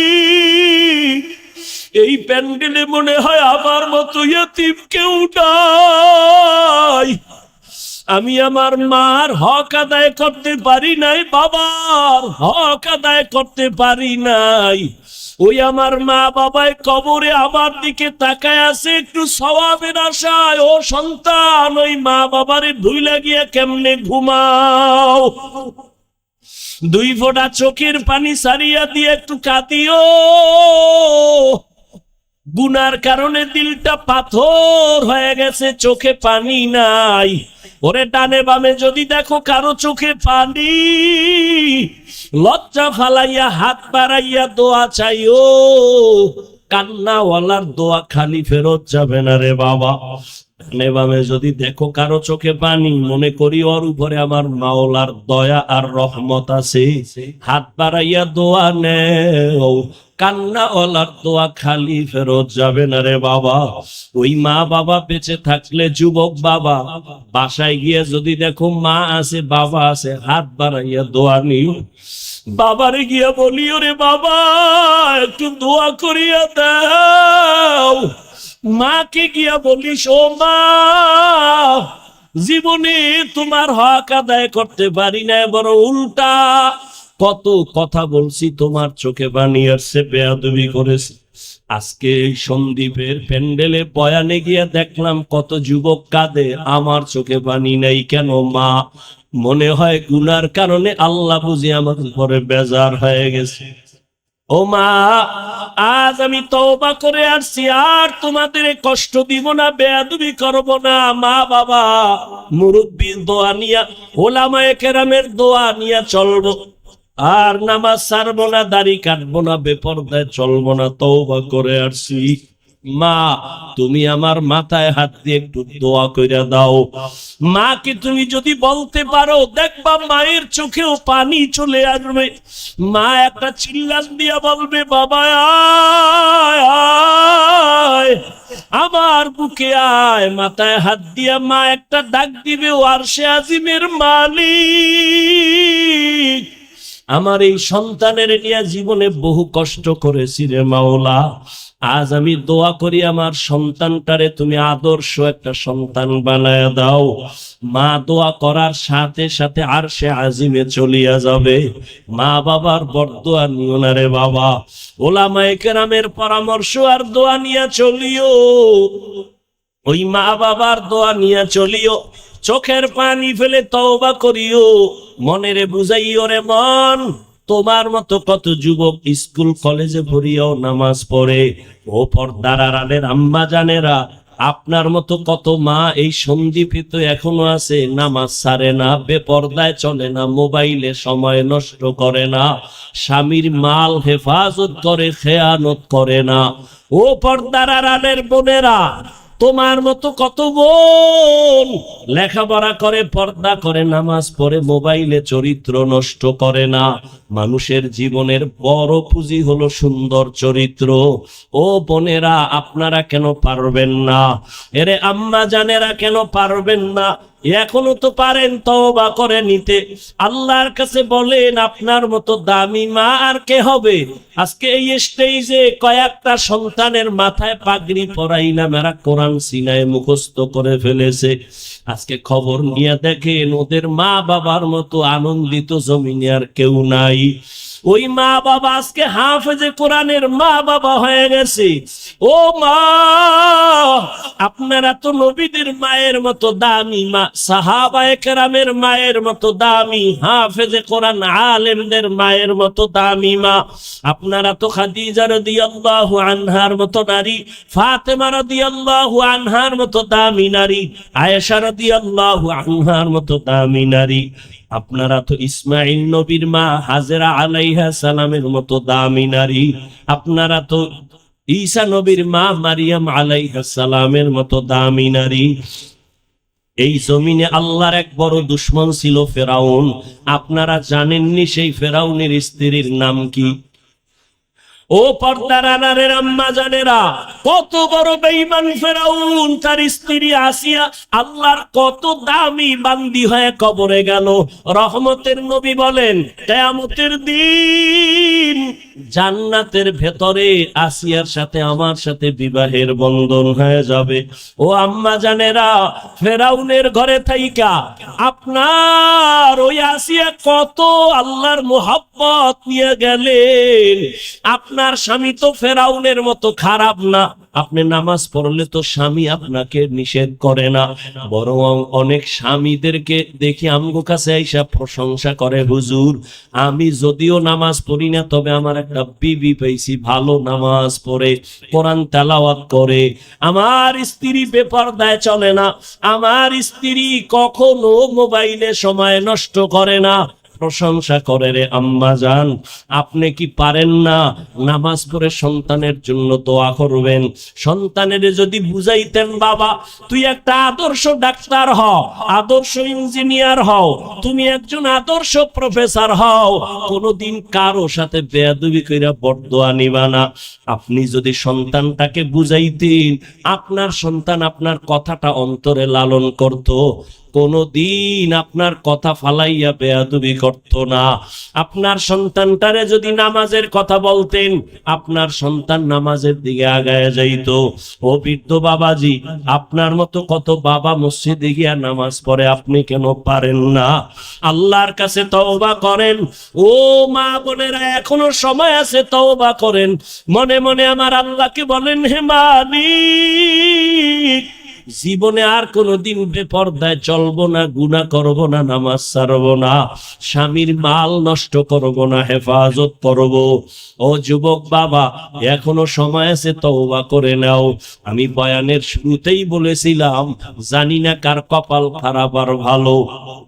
13 বছর নবীর বয়ান শুনিয়া আবু জাহালের কপালে কালেমা জুটে নাই, আর নবীরে জবাই করতে গিয়া ওমরের মতো বান্দা কালেমাওয়ালা হয়ে গেছে। এই ময়দানে জানি না কে আবু জাহালের মতো তওবা না করিয়া বাহিরে গিয়া আবার বিরোধিতা করে গুনার পাল্লা ভারী করবে। আবার একদল ওমরের মতো গোলাম গুনার কথা স্মরণ করে কাঁদবে আর বলবে, আল্লাহ এই বেহেশতের প্যান্ডেল থেকে আর গুনাহ নিয়ে বাসায় যাব না। জীবনে কত নামাজ ছাড়লাম, কতবার দাড়ি কাটলাম, বেপরদায় চললাম, আজকে তওবা করলাম, মরিয়া গেল আর নামাজ ছাড়বো না, দাড়ি কাটবো না, বেপরদায় চলবো না, মা বাবার সাথে বেয়াদবি করবো না, উলামায়ে কেরামের বিরোধিতা করে গুনাহগার হব না, নবীজির তরিকা মেনে চলবো, নামাজ পড়বো। জানি না কার অন্তর তৈরি হয়ে যাবে, তবে যার অন্তর তৈরি আছে, মুনাফিকি অন্তরে নাই, আল্লাহর মোহাব্বত নিয়ে তওবার নিয়ত আছে, যাদের অন্তর তৈরি, মরিয়া গেল আর নামাজ ছাড়বা না, দাড়ি কাটবা না, বেপরদায় চলবা না, আল্লাহর মোহাব্বত নিয়ে চলবা। হায়াতের মালিক আল্লাহ, রিজিকের মালিক আল্লাহ, সম্মানের মালিক আল্লাহ। ওই আল্লাহর মোহাব্বত নিয়ে উত্তম আমল করবা, পরামর্শ নিয়ে নবীর তরিকা মেনে চলবা। তওবা করার মতো যদি কারো অন্তর তৈরি হয়, খাঁটি অন্তরে যাদের নিয়ত আছে তওবা করার, দুটো হাত আল্লাহকে দেখায়া দাও। আয় আল্লাহ, আমার কলিজার এখানে বান্দা, আপনার প্রিয় বান্দা, আমার যুবক ওলামায়ে কেরাম, মুরব্বী যারা হাত তুলেছেন, সবার হাত কবুল করে নেন, তওবা কবুল করে নেন, তওবার উপরে মজবুত হইয়া চলার মতো তৌফিক দান করেন, আমিন।